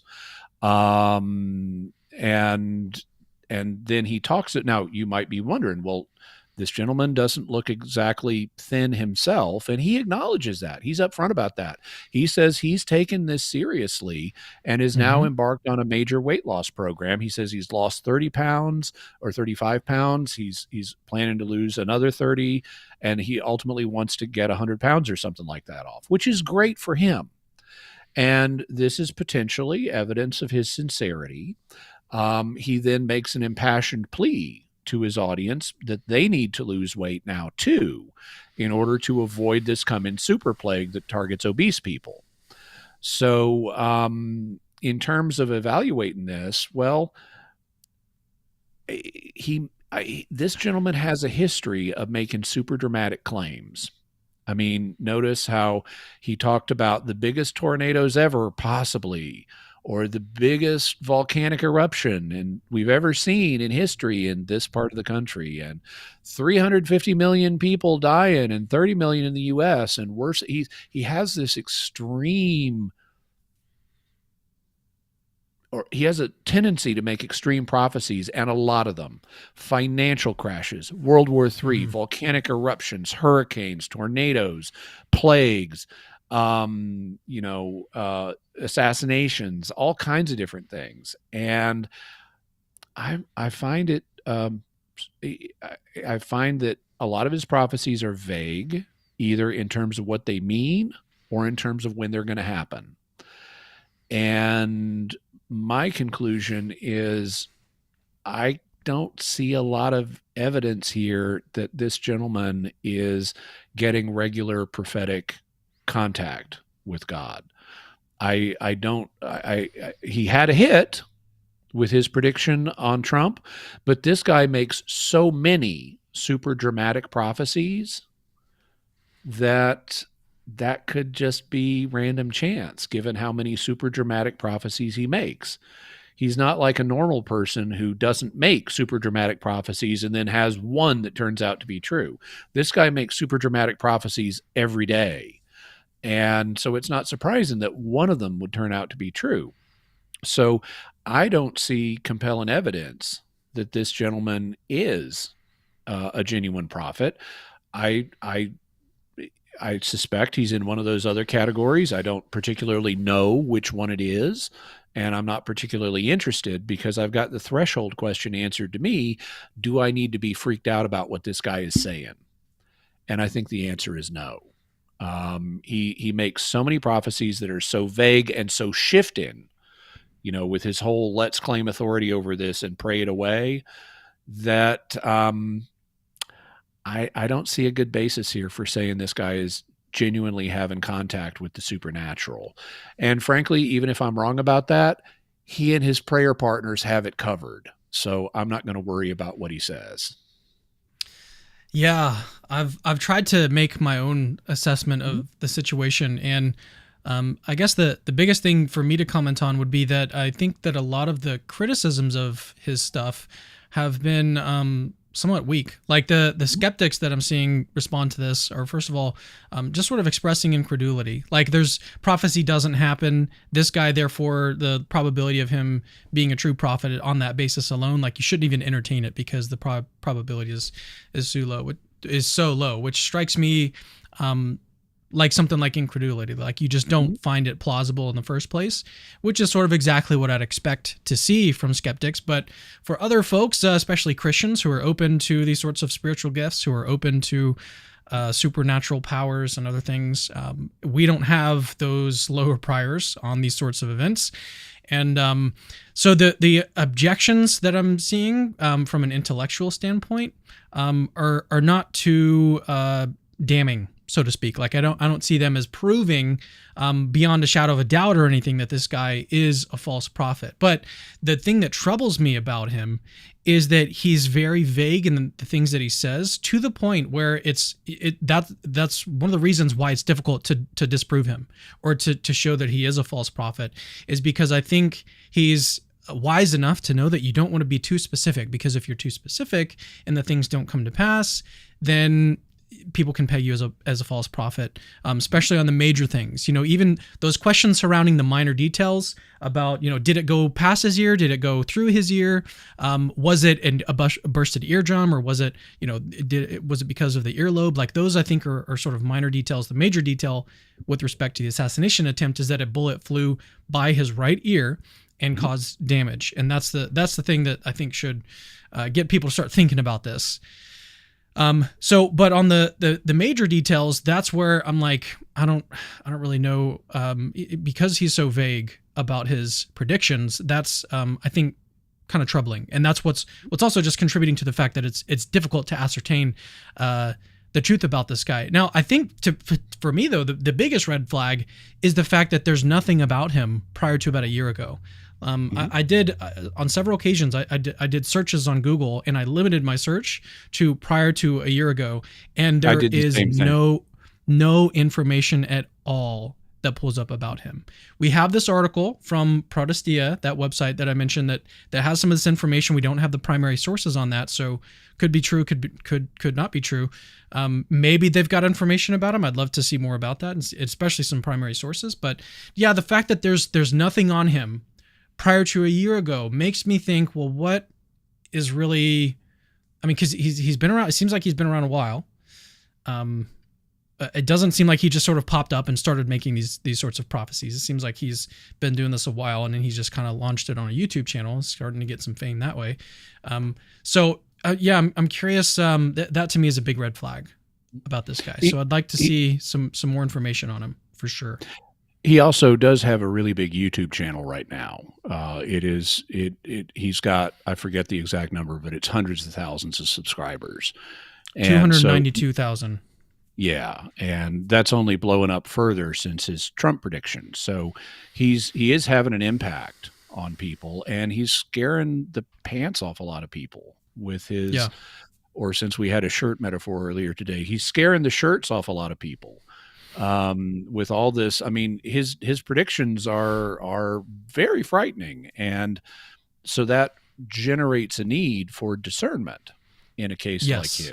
And and it's a bit difficult to discern. I guess that was kind of my major point, is that it's difficult. Yeah. What I can say from my perspective is that although I don't have proof of which category he goes in, I also don't have good evidence that he is a genuine prophet, because to judge someone a genuine prophet, I need to see repeatable cases of a prophet coming up with vertical information, meaning information that is true and not previously known to the person and that could not be known by natural means. It doesn't all have to be about the future. It can be about other things, because, prophets can talk about hidden matters rather than future matters. But I don't see a pattern with him coming up with regular, strong vertical information. I see a pattern of one hit and a whole bunch of ambiguity. Either ambiguity about what's going to happen, or ambiguity about whether it's going to happen, or ambiguity about when it's going to happen. And one hit in a sea of ambiguity does not provide me with a strong basis for saying this guy's a genuine prophet. It sounds to me like this is either imagination or fraud, most likely, but it's most likely somewhere in one of those not true prophet categories. Yeah, and to get more information to make something be more confident about what sort of category we want to put him into, I think we'll just kind of have to wait and see, honestly. And it's kind of unfortunate, given some of the things that he says is coming down the road. But just to give one example, we talked about it earlier in the stream, but he predicts after Trump, he predicts that Trump is going to be elected, first of all. So that is one area where if for whatever reason I think the probability that Trump is elected is still relatively high. I know Biden just dropped out, and so they're kind of like they haven't decided who is going to be the Democratic nominee. So that could very well change things, and it could be that Trump loses. It still very well could be the case that Trump loses, and in that case, it looks like he predicted two opposite things. He predicted a Trump victory in the assassination video, and it looked like he predicted that that they're going to try to steal the election and the country will vote wrong in the more recent video. So whichever way he goes, he can cite one of those two videos as a hit. Well, and then beyond that, he also predicts that there's going to be this massive economic crash after Trump is elected. And that's another area we can kind of look at. That one at least is more specific to a time frame. So like, for example, if by 2026 there is no economic crash, then I think we could safely say that he got that piece wrong. And that's a major piece. That's not a small detail. That's a major detail that he got wrong. And then I mean, even then though, he might even just say that he can say I and my prayer buddies took care of that. Exactly. That's sort of what contributes to the difficulty of trying to ascertain. I'm really curious to see what Mike Winger has pulled up on this guy. I know that I pulled it up earlier, the tweet that he said that he actually reached out to Brandon in a video and tried to get him to come on for an interview to talk with him a little bit more about this. But apparently Brandon, let me actually see if I can pull it up here because it's kind of interesting. You know what? I did just receive a message from somebody. Protestia. They said that they've got some information, so maybe we'll be able to post that. Cool. But let me do this really quickly. Let me go back to. Whoops. Oh man, did I miss it?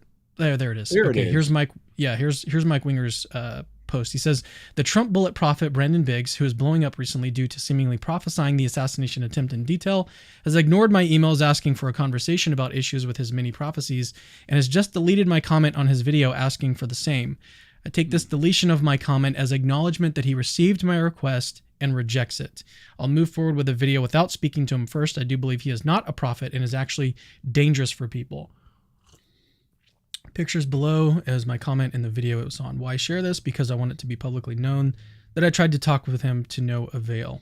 So he is trying to get in contact with him, get him on his channel. Kind of one thing that I wanted to mention though is that some people pointed out that Mike kind of does the same thing when people reach out to him to talk with him or try to debate him. He says, this person says, I don't think much of him. I don't think much of him or this prophecy, but you're calling the kettle black. And then Mike kind of responds to that and says that, well, he's just trying to basically get on top of the people that are objecting, saying that he should have reached out to him first. So, but again, we'll kind of see what Mike comes up with. I'm very curious, and now I'm very curious what the Protestia channel has got for me. So let me actually switch to a scene so that we're not just showing all of these private messages on our live stream. I'll pull it up in the background, and Jimmy, feel free to share any thoughts as I look through this. Okay. Well, I think we've kind of had, I think we've come to similar conclusions about Brandon Biggs. I don't know that we agree on all the details, but it sounds like we're both going to be sleeping pretty peacefully and not worried about all the disasters that he's prophesied on his channel. His channel, by the way, is called Last Days. And so people can if you go to YouTube and just search on Last Days, it should come up, or you could search on his name, Brandon Biggs. I'm not 100% sure where he lives in the country. I think it may be Oklahoma, because in the initial Trump assassination video, where he is with two other prophets, they mentioned the fact that they're in Oklahoma in that video. And so I think that Brandon may be either in Oklahoma or living in that part of the country. I'd love to know more about, because I've only learned about him recently, I don't know a ton about him. It would be interesting to know more about his theology. One of the things I haven't mentioned is he has a different overall view of eschatology than I do. He is he seems to be a variety of dispensational premillennialist. And although he's not identical to the most common version of dispensational premillennialism because he thinks we're in Revelation where the four horsemen of the apocalypse are coming forth. And most dispensational premillennialists think the rapture will take place before that happens. But he does seem to be broadly in the camp of dispensational premillennialism. And I've seen some people say, oh, well, therefore he's a false prophet, because they disagree with dispensational premillennialism. Well, I'm an amillennialist, so I don't disagree. I also disagree with dispensational premillennialism, but I don't think that would stop God from talking to someone.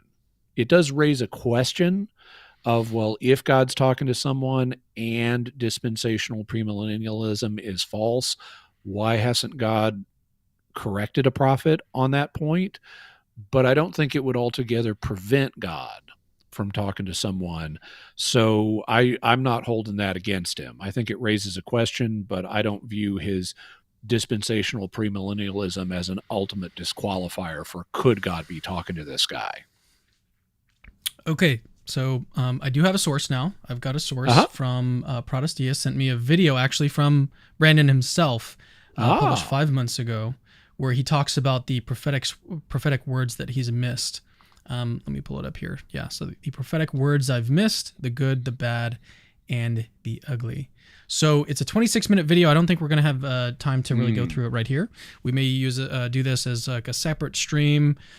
We can maybe take a look at that and see what we want to say about it. What I can do now, though, is look at some of the comments from people saying, okay, here's one that he pinned 5 months ago. Okay, let me pull all of it up here. You guys can't really see it on the screen. It's kind of small, so I'll read it out for you guys. It says, but you didn't miss it. You weren't wrong. The Lord told me the exact same thing in 2015. Not sure what he's referring to there. He said, I need you to hoard food like you have never hoarded food before, so I did. Our problem was we didn't ask how to or what to hoard, and basically it was hoarding food that has 25 to 30 year expiration because this is delayed. Just like when Noah built the ark, he gives time. We just don't know the time. When he told me that, it was with such urgency that I thought it was going to happen the next week. And then it didn't happen and everyone called me nuts. He pinned this comment. But I know what the Lord told me, but we obey and keep doing what he said to prepare for.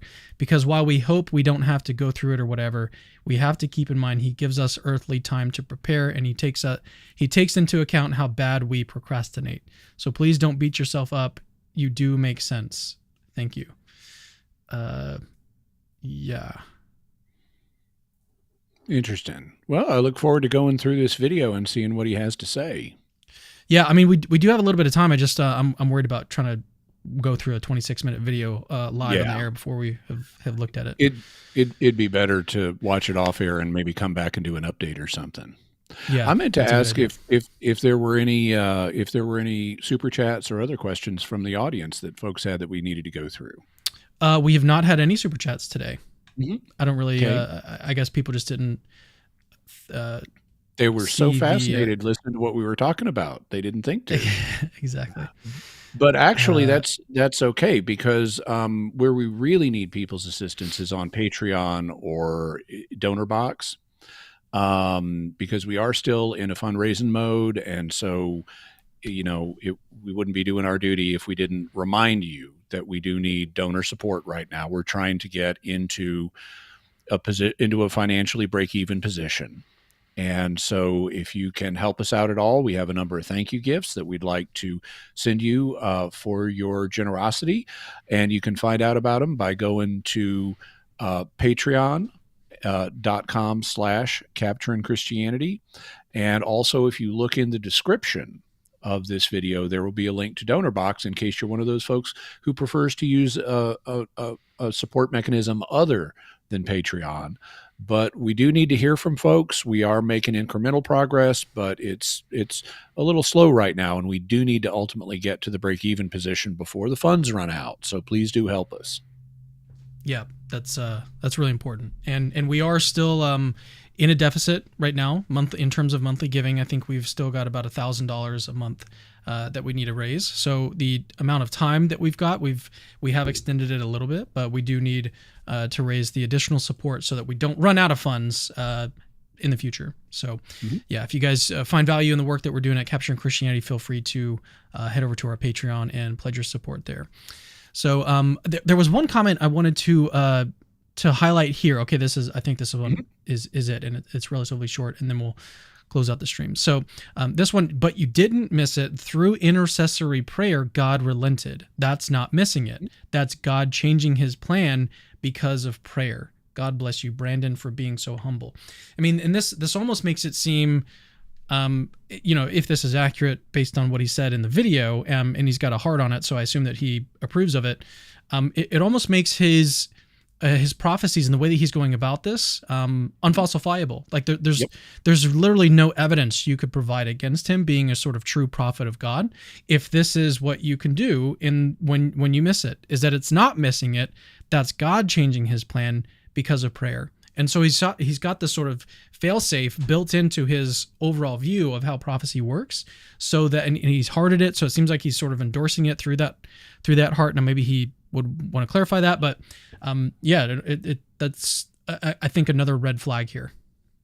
Yeah, and I think it also there is such a thing as contingent prophecy, and a lot more biblical prophecy is contingent than people realize, but you can't just always go to that well. Imagine any false prophet other than the idolatrous ones in the Old Testament could say, oh, God just changed his mind because I prayed, or my buddies prayed, or something like that. And that's why the sign I announced didn't happen. It's because God changed his mind. Well, okay, there's a role for that argument, but it's a pretty limited role. And ultimately, if you want to judge someone to be a genuine prophet in a way that's in accord with reason, as opposed to, I just believe this person, there needs to be falsifiability in some form. And if you make all of your claims unfalsifiable, then you effectively undercut the evidential basis for claiming you're a true prophet, because you can never have anything but hits if you make everything unfalsifiable. So every miss you have, you've got an explanation for, well, it wasn't really a miss. God changed his mind and we claimed authority over it, and it was a plan of the devil that we averted, and all this kind of stuff. I understand why people who are already sold that someone is a true prophet might have that reaction, but fundamentally what it does is it undercuts the rational basis for believing what the person says. Because if the position is unfalsifiable, then you don't have a positive reason to believe it, because there are an infinite number of positions that are unfalsifiable. So why believe this one over that one? All right, we did actually receive a super chat, so we'll put that one up on the screen really quickly. Guess who says, sending love to you both. Thank you for covering this. He says, my guess is he's a charlatan. Mm-hmm. It's possible. Again, I wouldn't commit to that, but I think it's a possibility. Yeah, I'm not sold on that one. So yeah. I think he's sincere. I think he just Cameron, you're so young. Cameron, you're so young and trusting.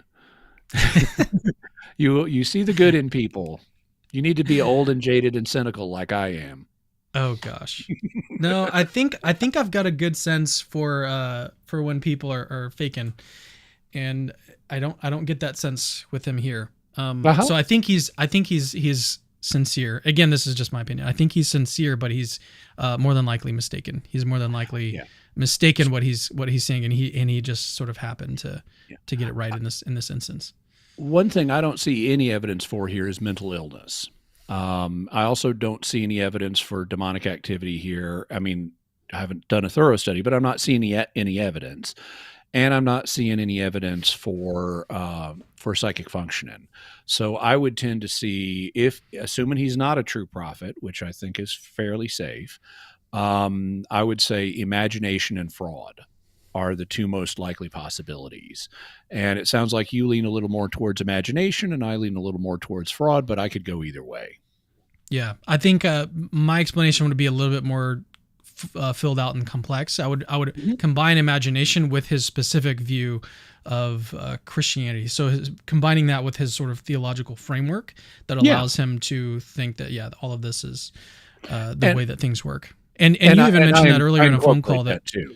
Yeah. But you mentioned earlier how his view specifically on eschatology also plays into the way that he's sort of interpreting these things, which is got to be true because the name of his channel is literally Last Days. So he's looking, I think, for these big signs. He's looking for these enormous cataclysmic sort of earth-shattering events that are going to really shake things up and prove to us that we're truly living in the last days. So yeah, his whole eschatological view, I think, is playing a big part here. On the imagination view, it would be these are the kinds of things that someone who's a dispensational premillennialist of this type would imagine. Yeah. All right. Well, let's go ahead and wrap things up here. Jimmy, as always, it was so good to chat with you. I feel like it's been too long, even though you've probably been on the channel very recently. Yeah, I'm so happy to get another chance to sit down and talk and hang out and stuff. I debated bringing out my cowboy hat, but I settled on not bringing it out. Whatever works for you. That's great. Yeah. Jimmy, hey, what are you working on your channel? What you got going on? Well, I'm actually trying to put out a video a day now. And I may experiment with very more ambitious than one video. I may experiment with more than one video a day. The good thing is I appear on so many other shows that it's not too hard to put together a week's worth of content. But I have a longer term video project that I'm not yet in a position to talk about, but I'll be announcing that soon. And also, I have a course coming up on, I'm going to be teaching starting next week. I'm going to be teaching a 4-week course on Christianity and parapsychology at the Rhine Institute. It's at rhineedu.org. And I'm going to be covering the history and interaction between Christianity and parapsychology. A lot of people have thought that, parapsychological stuff, it's all demons. But actually, there's a range of views in Christianity, and I'm going to be covering that range. There have been some very prominent figures, including doctors of the church, like St. Augustine, Pope St. Gregory the Great, and St. Thomas Aquinas, who have believed in psychic functioning.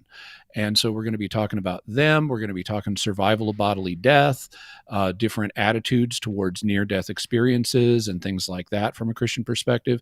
And so if you're interested in taking a look at the relationship between Christianity and parapsychology and the range of views that Christians have on the subject, check it out. Like I said, it's at it's rhineedu.org.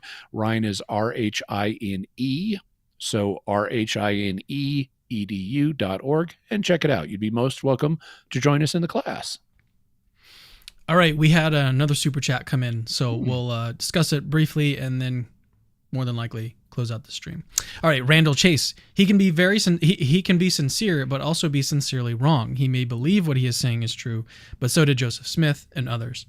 Yeah, this kind of goes back to the different categories of possibilities that Jimmy laid out early on in the stream, and him being sincere wouldn't really limit the pool of possibilities very much. It would really only rule out the fraud possibility.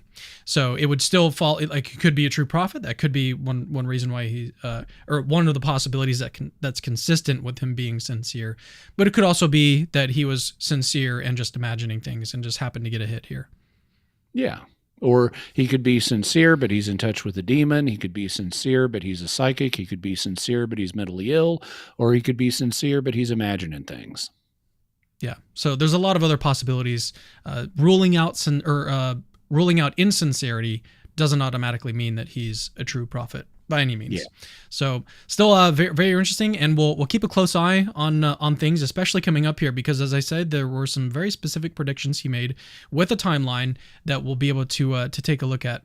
But then again, we could cover them, and then he could just respond and say, well, God relented because of the prayers. So we'll nevertheless see what happens. And here's hoping God does relent. We all need God to relent with us. True. Amen. All right. Thank you guys for tuning in. Let me know what you think in the comments. See you guys in the next. Hey, it's me again. Actually, don't leave yet. I've got something super, super important to tell you. So first of all, you're awesome. Like you You just watched a really, really long video just now, and you're still watching it. That is actually pretty amazing. Secondly, we have hundreds, literally hundreds of other apologetics related videos for you to watch on our channel. Go check them out. I've interviewed exorcists, hosted debates between Christians and atheists. I've even made response videos to atheists. All of that is available on our channel. Go check it out. Third, I rely on people that see value in my work, people like you that watch videos to the very end, to keep the lights on around here. Literally, this is how I feed my family. So if you see value in the work that I do, please consider supporting this ministry and becoming a patron. Links to that are in the description. Oh, and have I mentioned that Christianity is true?